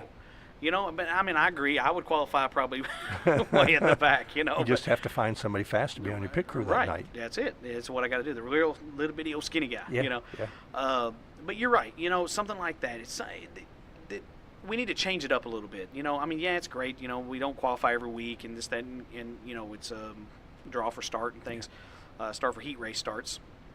And but that's unconventional, and just like gimmick races, we used to have forward and backward races.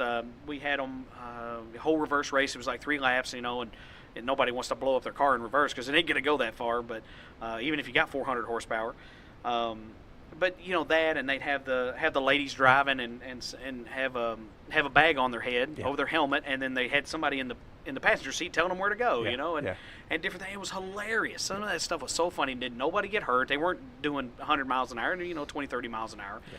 And, you know, just something like that is just funny to me. And how it would be great to see some different stuff. And you've got to see that. Yeah. And what I just wonder what happened and why that went by the wayside. I think God bless them, the promoters are so busy just trying to get things done. Absolutely. That probably that's the last thing. They just want to get the guys out on the racetrack, get them around the track, and get them off safely and get them home. Right. And get the fans to see a show. So it's like they need one more person there who is in charge of spicing things up. Right. Because they have plenty. I mean, you look at the things that they go through, Whitesville with the water, right? Even Windy Hollow with the water, right?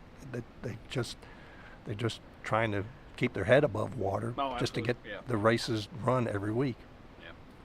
Well, one thing we do on this every show, Paul, is what we do is called the state of racing, and this is what you've seen, and you've got plenty of time to compare it to over your career. But I don't know how much you go to Windy Hollow or Kentucky Motor Speedway or different places down in Morgantown. But what do you think the state of racing locally is? And you, like I said, you've got all this knowledge to draw on the way it used to be or the way it is now. How do you think it is? I think I don't think it has changed that much. First of all, I came from a place where on a Saturday night in the modifieds, there were 35 cars in the pits and they only started 24. Yeah. So for me to come down here and see late model racing and only 12 cars on the racetrack, I was like, holy cow. But that's the norm down here. Yeah. It isn't just just this area. It's all over this area in the south. Right. You know, the shows that they have at Hopstad are the exception to the rule. Yeah. Right, because Tommy's got a good place over there. But I think it's just like it's always been. There's a handful of people that race. I think, to your point, that there's maybe too many classes, right? That they ought to be, if you've got a full-bodied car and you're on a certain tire, then you should be out there racing against other cars that look like that. Right. I think promoters have a lot to do with it. How a promoter comes across on the radio, how his voice sounds, whether he sounds like he's excited or he's beat to death because he's been all week working on the racetrack. Right. I've seen both of them at the on the radio shows, and I can't think of how I would feel about going to a racetrack where the guy sounds like I'm going to have some races this weekend, as opposed to a guy like, you got to come out and see what's going to happen this week. Absolutely, yes. So, but then again, I look at guys like Richard Ashby, who goes on the radio show on Monday night, and I can't help but smile to listen to what he says and how he says it, and how Angie has to give him a list of his sponsors so he remembers, those kind of things. I just you don't find that. I don't see that much any other place. Everybody's so refined, and here's Richard talking in his voice and saying, well, we had 98 cars down there last week. And sorry, Richard, that's not a very good invitation. But I just enjoy listening to those shows or being there to watch them and seeing what he says and what he does. But I think the promoter, if he gets a chance to be on the radio, ought to be hepped up for that and sound like it. Yeah. Well, you want people to show up. Yep. And I think your announcer can have a lot to do with that, too. I really don't like the Joe Blow, sponsored by so-and-so, so-and-so, so-and-so, so-and-so. I would much rather hear. I talked to Joe Blow in the pits, and, he had a tough week this week. There was a guy who used to do announce, and his name was Jack Miller, and before the races, he would go into the pits and talk to all of the racers, whether he was doing a sprint car race or a midget race or a late model race, and he would say, what happened last weekend? What did you do this weekend? And so when there was downtime, when the cars went on the racetrack, when they were doing race prep, whatever they're doing, he could say, so-and-so's up in the next race, and he raced at so-and-so the previous week, and he just didn't do very good. And here's why. They found this in the engine. So over the week, they had to find somebody to loan them an engine. They borrowed the engine, put it in, didn't work. Borrowed another engine, and here he is tonight here running, and hopefully he'll get in through the B main, things like that. That kind of profession has kind of gone away. Not to knock the World Outlaws announcer, but when you hear him, he says, Donnie Schatz and the blah, blah, blah, and he's got 10 seconds worth of sponsors. Well, yeah, okay, maybe the sponsors like to hear that, but me as a fan, I would much rather hear something about, Schatz hasn't done. He didn't do too good last night. He finished 8th, right? We went to Volusia County in the springtime, and we saw him, or in the wintertime. He started way back in the field, won two of the first 3 nights. Right, that's the kind of thing that I want to hear. Right, because it just shows the character of the drivers and different things. That's right. And Johnny Gibson is a great announcer, and he really is, and is super pepped up about everything they're doing. Yep. He just absolutely loves his job. You can tell. Yep. But you're right. And with sponsors are great, and we need to put those sponsors out there. That's definitely one of our big things. But you're right.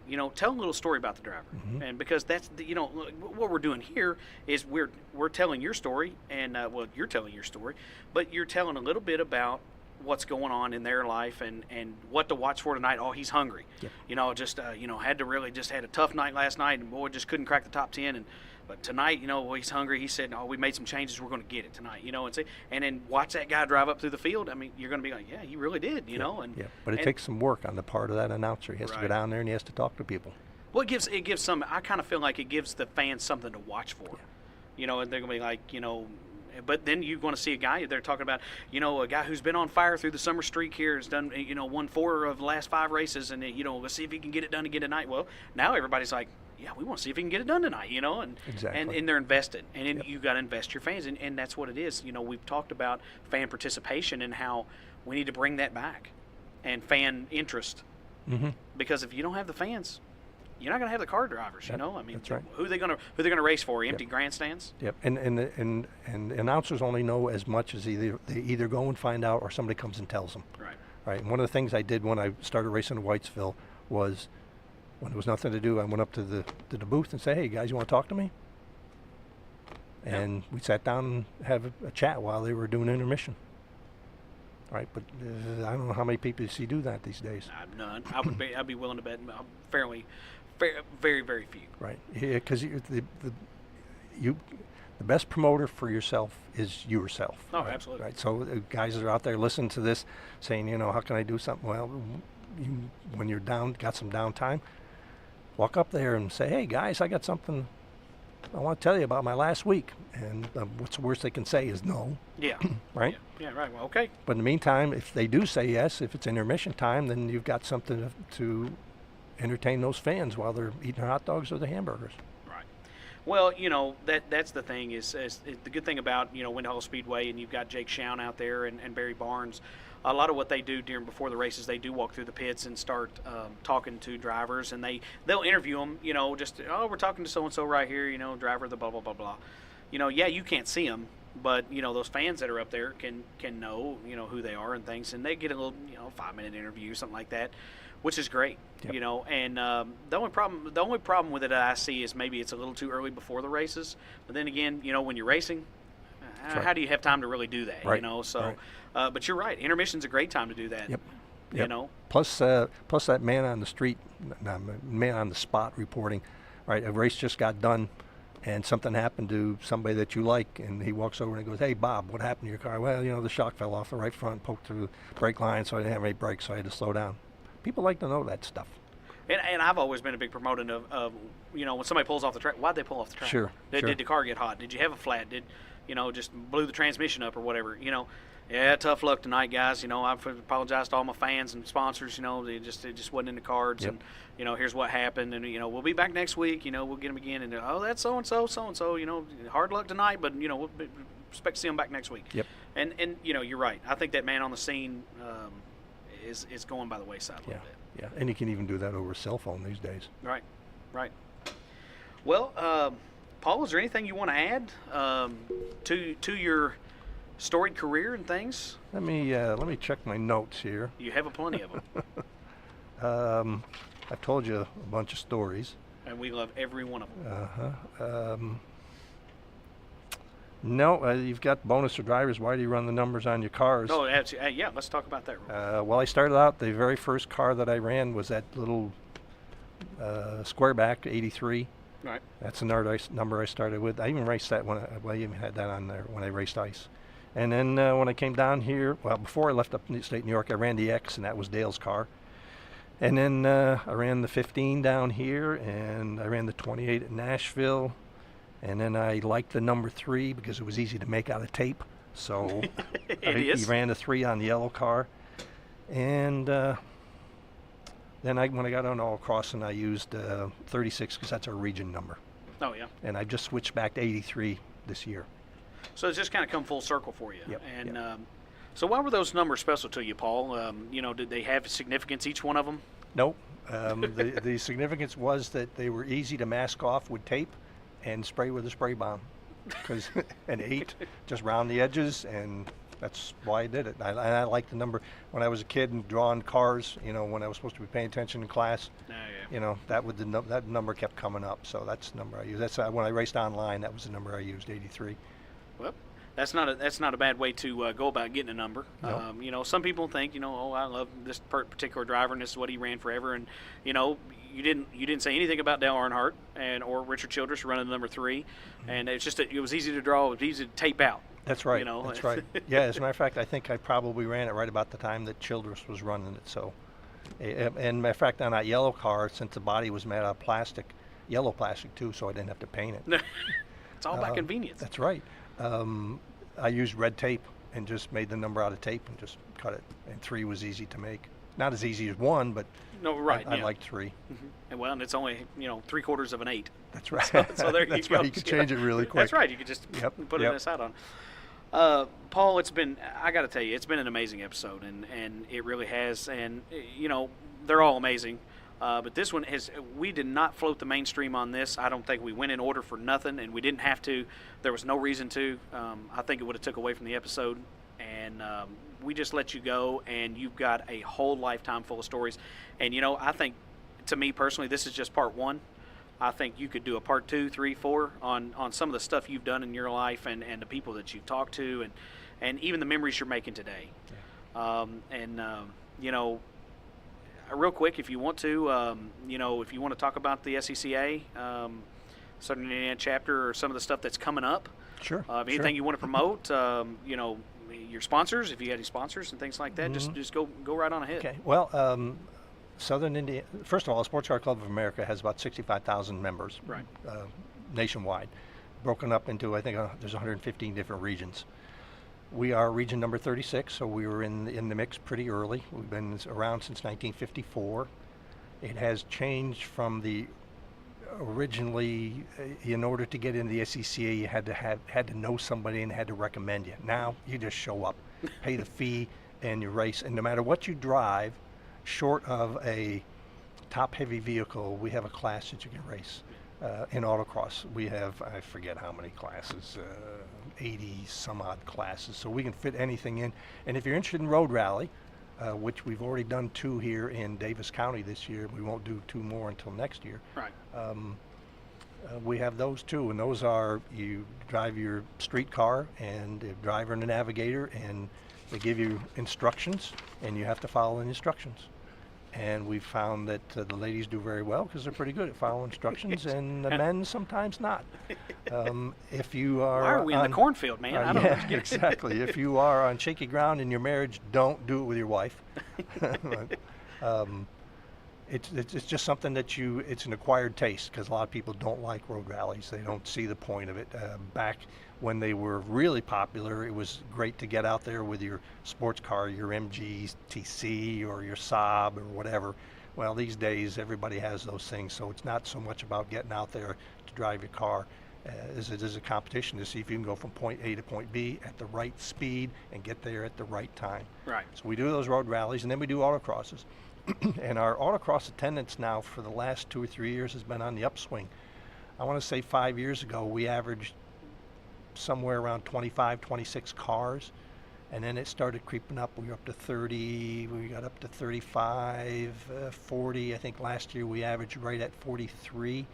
And at our first event this year we had 42, and at our second event we had 54. Wow. And so we're seeing an increase. We're trying to promote the ladies to come out. Right. It's a Absolutely. it's really hard to get a woman to come out and compete against the men, because they don't like the way men and the ladies. I apologize for being a male, but I don't understand why they wouldn't if you like to drive a car. Because we give you a cheap alternative to try your car out, see how quick it'll go. Not necessarily fast, but how quick you can get it down the straightaway, around the cones, and see, because it's strictly by time, 1 car at a time. We'd like to see more ladies. We're seeing more families. It's still not cheap. You know, if you want to think about being competitive, you need something like a Subaru. All right, so there's various forms of Subaru, and there's the WRX, which is the top end, the STI, or there's the plain old Subaru that fits in D Street. Both of them are good cars. Miatas, you know, you can't walk around a parking lot without seeing a Miata Anymore, yeah. right? And you can get them for $300-400, and you can race them. They race in almost every class that we have, right? Depending on what you want to do to them. The big thing is tires. Yeah. Right. If you we have a street class where 200 tread wear minimum is the tire requirement. So you buy a 99 Miata and you put some 200 tires on it, and you come out and be somewhat competitive. Yeah, less than $1,000, right around $1,000. Yeah, exactly. So we are trying to appeal to the people who don't have the money to spend to come out, you know, husband, wife, boyfriend, girlfriend, get a car, bring it out, autocross with us, or rally with us, either way. And we do typically a rally and an autocross every month, starting in, we start in March or April with the rallies, and then when the weather gets warm, we start with the autocrosses. And we'll do the autocrosses from May till early October, and then we'll do rallies before that, a little bit in the summer. We have an ice cream rally, which you would probably like. Starts at Dairy Queen, ends at Dairy Queen. Hey, that's Can't okay beat that. Free ice cream at the end. And then we have a couple in the fall before we have our banquet at the end of the year. So everybody's welcome to come out. I wish we had a course that was closer. We use an old air base in Lawrenceville, Illinois, which is northeast of the town. It's called Mid-American Air Center. The airport there lets us maintain the concrete. Every year we have what we call patch parties. We go up one weekend and we saw the concrete, and we go up another weekend and we dig out where we sawed, and then we come back the following weekend and we pour concrete and we fix the course. If you Google Lawrenceville Vincennes International Airport, Right. and you scroll down or zoom down, you'll see the course that we run on, because where we run cleans the concrete, so you can easily see where the patches we put on the course and the courses that we run. And then what we do is we have, for each event, somebody dreams up a different variation of using the concrete, and we run events. Sometimes we run loops. We ran a ladies autocross 2 weeks ago on Saturday for ladies only.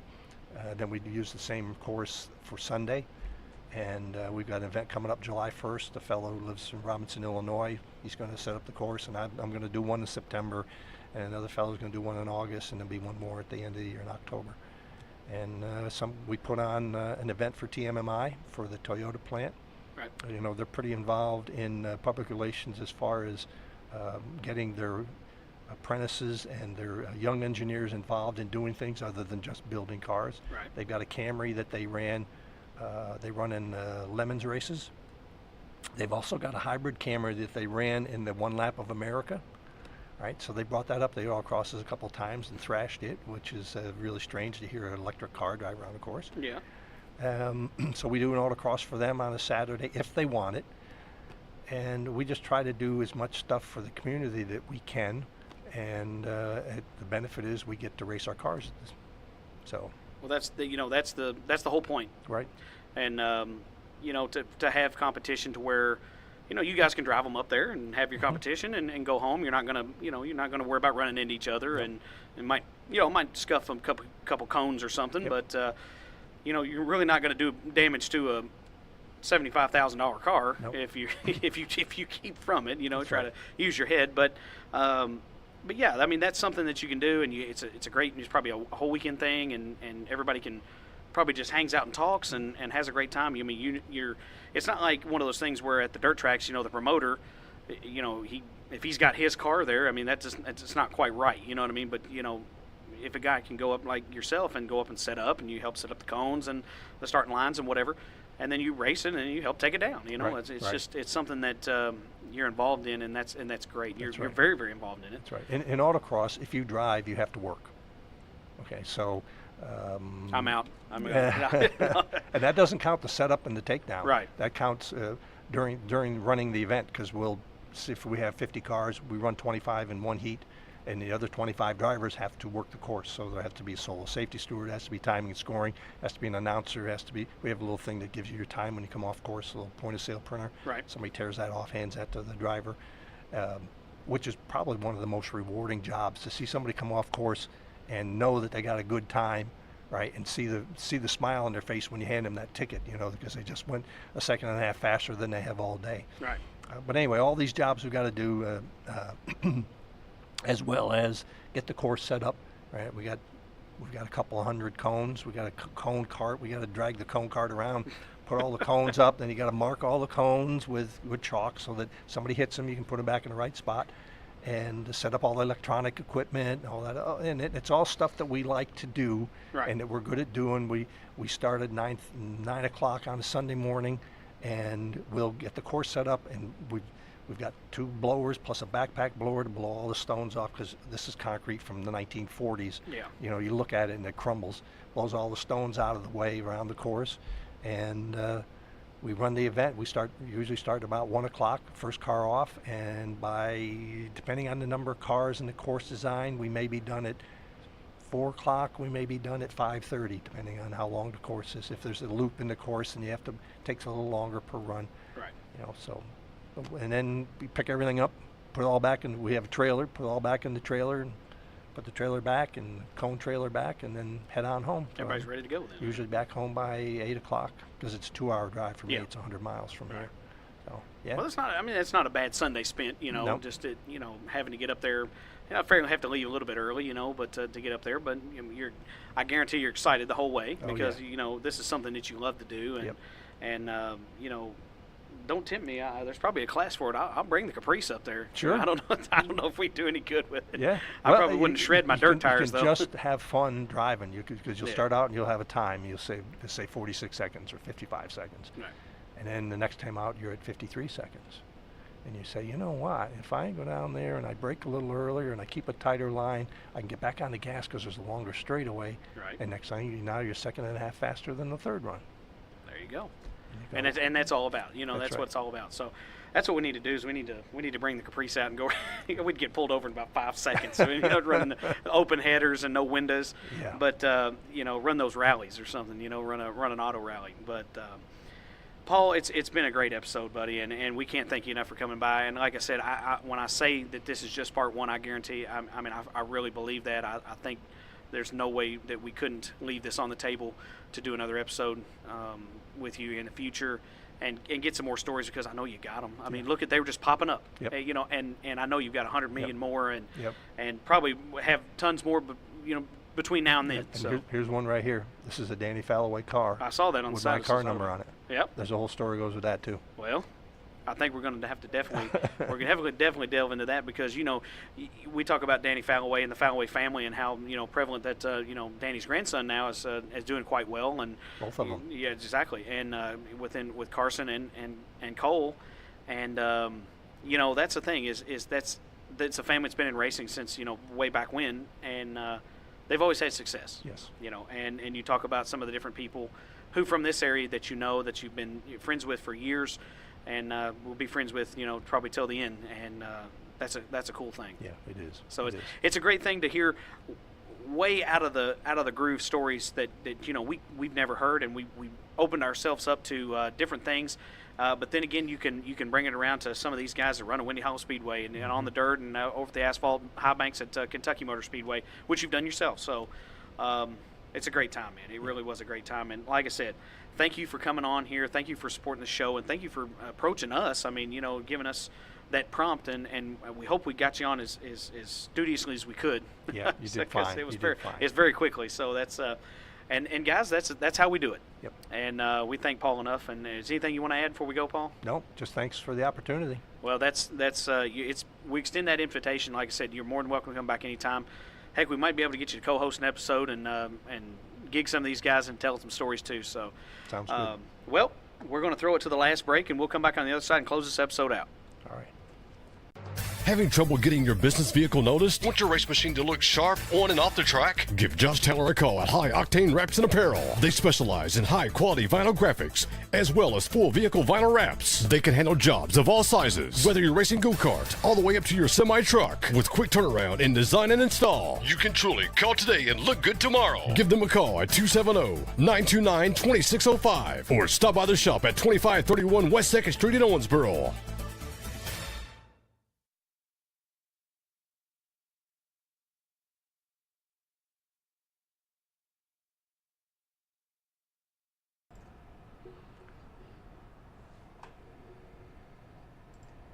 Okay. Do it. Go. We ready? Mm-hmm. Recording. Yep. Speed. Take 74. All right, we're back from the break there. Man, what an episode with Mr. Dornburg, man. It's crazy some of the stuff he's done in his career. From, like I said, what I've heard before we got to talk to him, being on the dirt, the asphalt, and the ice. Mm-hmm. Man, it's been a crazy, crazy thing. And now, big Porsche man. He loves those Porsches. And he does. I mean, it's pretty cool. And one of them was like a birthday present that he races. Mm-hmm. He's done some modifications too. And the one he's got now is, basically a daily driver. Yep. So I can't imagine that at all. But he's been very successful. But he's one thing I took away from it, brother. He's very, very smart, and the reason why I say that, and I'm not talking about just knowing things about life. I'm talking about in racing, he always had forethought because he kind of could see ahead and would make sure that he's looking at the big picture and be like, well, okay, well, if I do this, then this is going to affect this and this and this. That it allowed him to have so much success in whatever he did. So, man, in the pictures that he showed. Those were pretty cool. I enjoyed looking at his photo albums. Dude had like 3 or 4 of them he showed us? Mm-hmm. And then had all kinds of old stuff from like KMS and newspaper clippings, and It's a career well worth seeing in print. oh, it is, and that's the thing is I encourage anyone to if you get a chance to talk to Paul, and I'm going to challenge him to, when he comes to the radio show, to bring some of those photo albums with him, and just show people, let them look at them, all the different cars he had.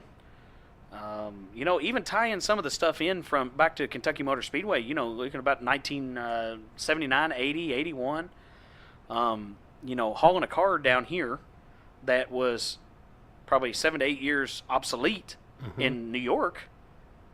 That technology and that type of car hadn't made it here yet. All pretty much Volkswagens is what he ran.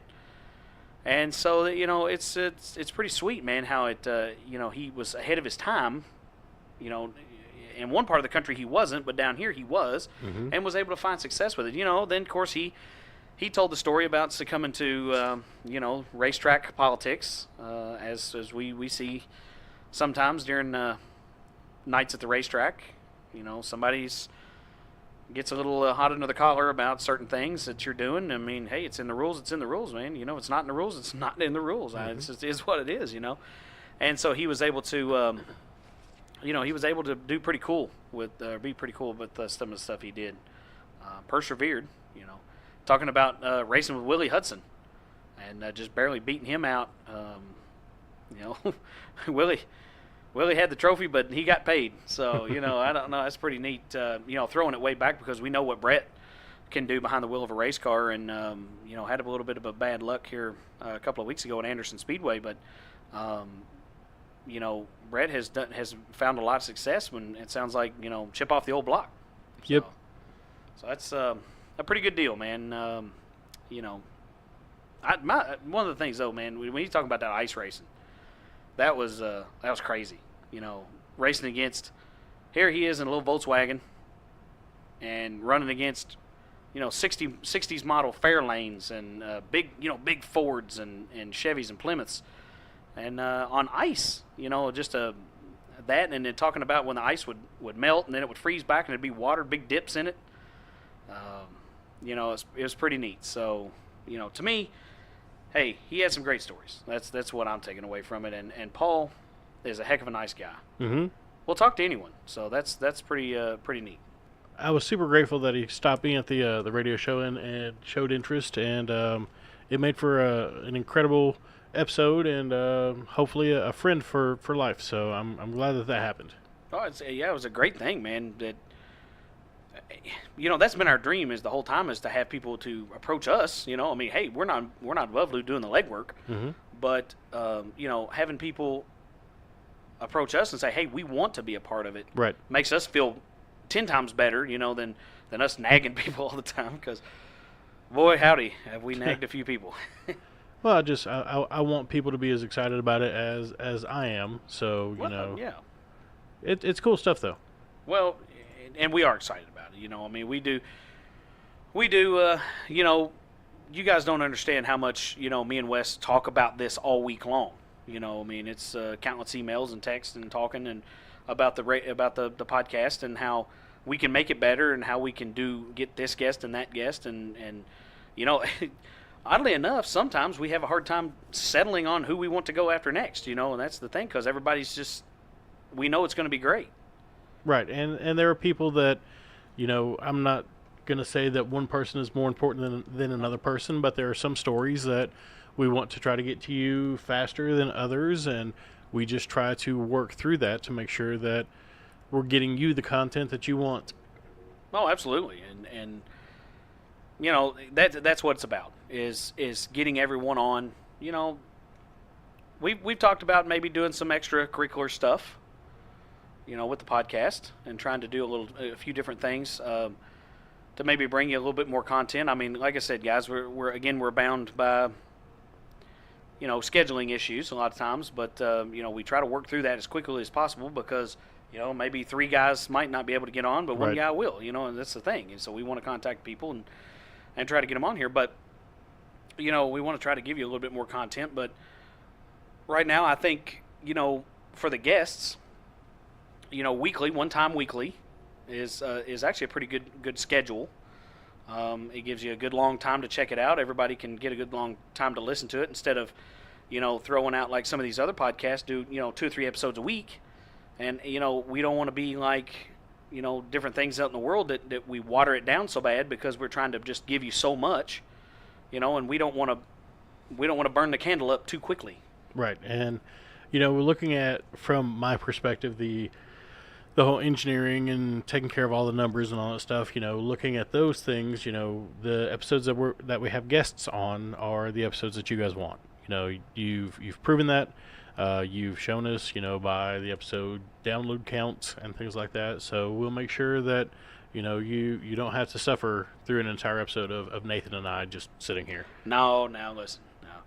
Every so often we got to take a little break and, again, reset and try to figure out, if we need to do something new, different things, innovation, things like that. I don't see that. I mean, hey, if people want to listen, they'll listen. If they don't want to listen, that's okay too. But, I think you're remiss. Not that I just want you to listen to me talk or Wes talk. A lot of times those episodes that we do like that have a ton of information in them about different things we want to do. So, if you haven't checked those out, maybe a good time to do that. I mean, we've only had 2 of them. We had a kind of a mid-break episode at the 10th episode, but we had the first one. It's kind of explaining what we're all about. So,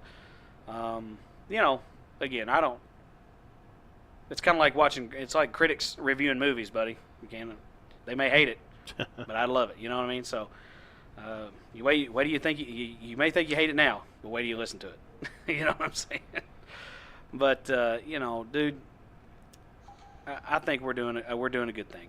And I think that it's all about our guests. I think we get on there and just ramble a little bit and have some fun. But, that's the thing, guys. We're having fun doing this. And that's the point is, I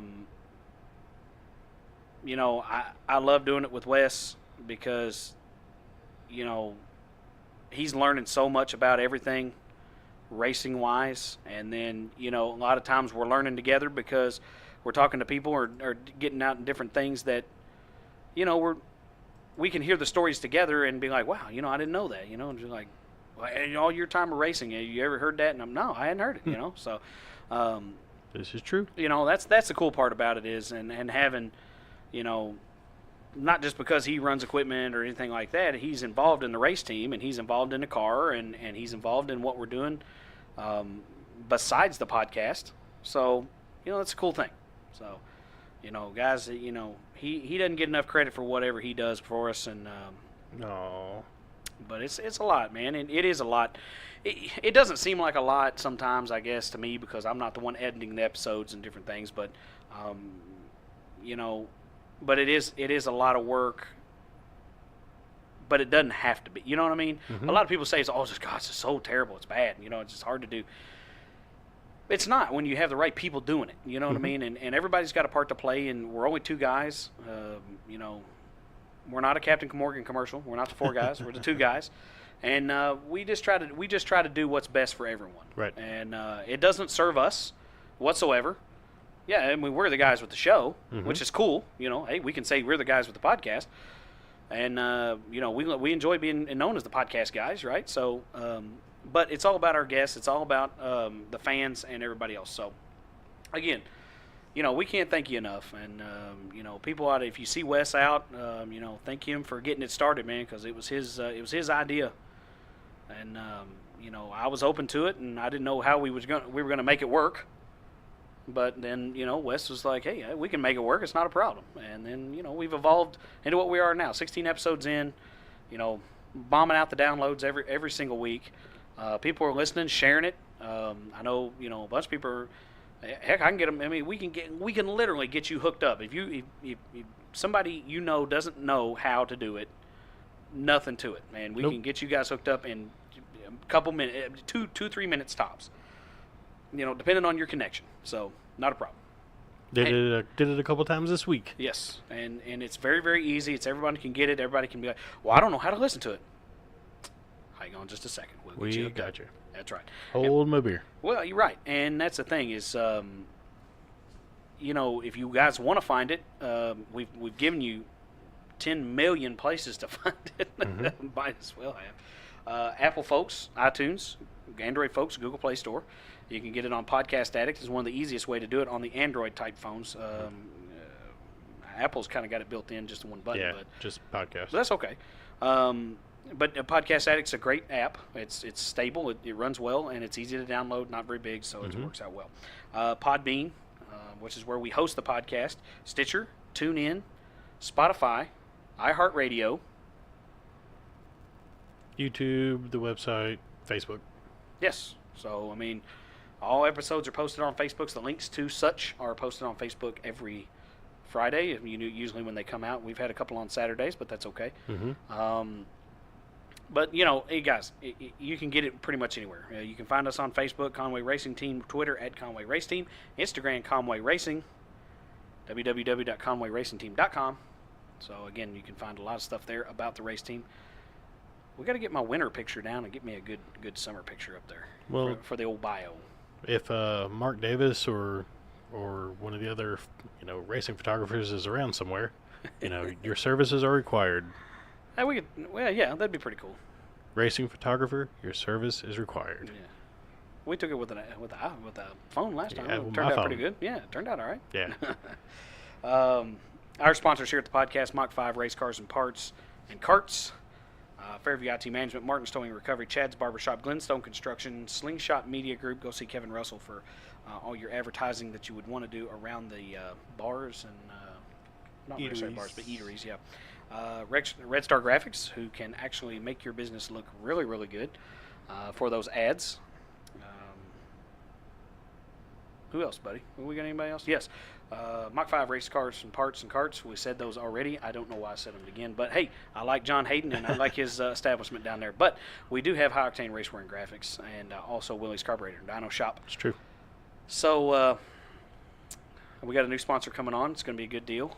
Can't announce it just yet, but they are committed. They going to do it. They going to do it. And we going to take the money and get more equipment. Yep, that's exactly what it's going to be used for. Because we've actually already got something picked out really cool, maybe where we don't have to lug the monkey on our back. We can just put a kitten on our back and maybe make it a little bit easier to do things. So. But it's going to, that whole innovation thing that Nathan likes to talk about, it's going to allow us to do more of that.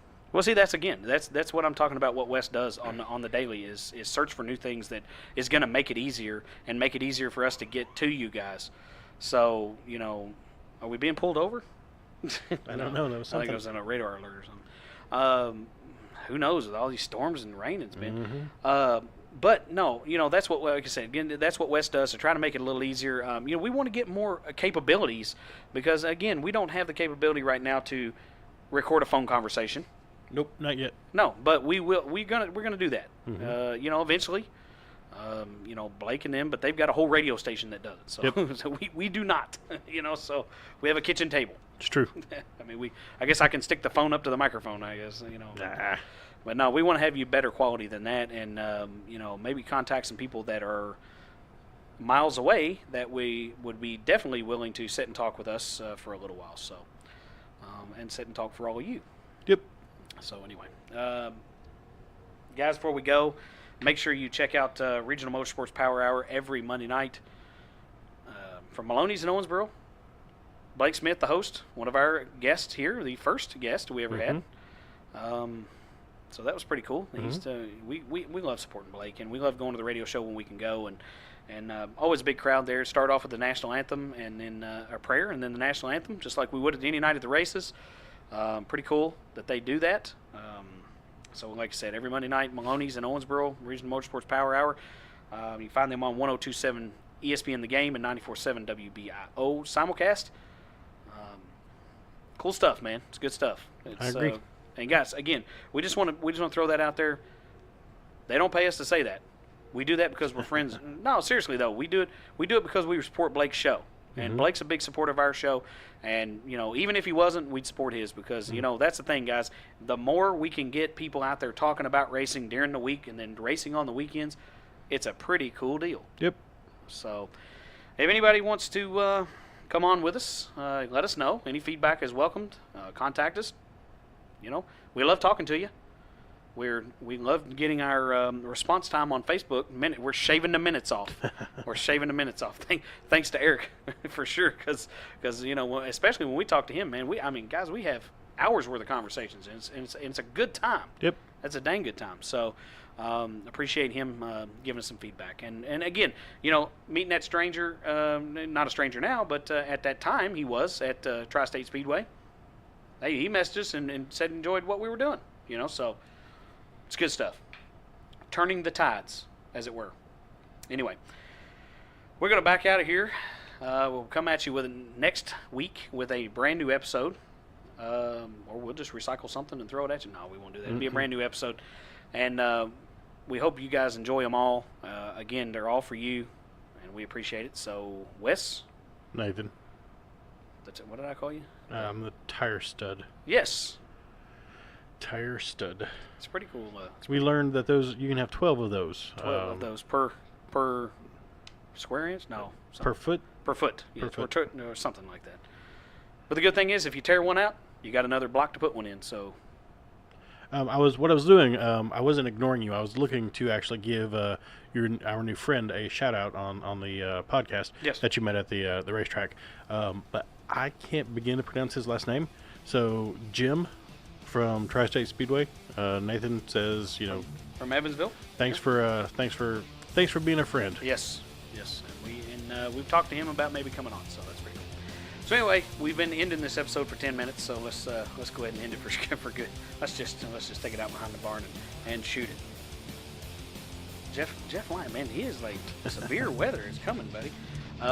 So anyway, thanks again, guys, and we'll see you next time. You've been listening to the best up-and-coming motorsports podcast on the internet. Tune in next week to see who we're trading paint with on the Bent Fender Podcast.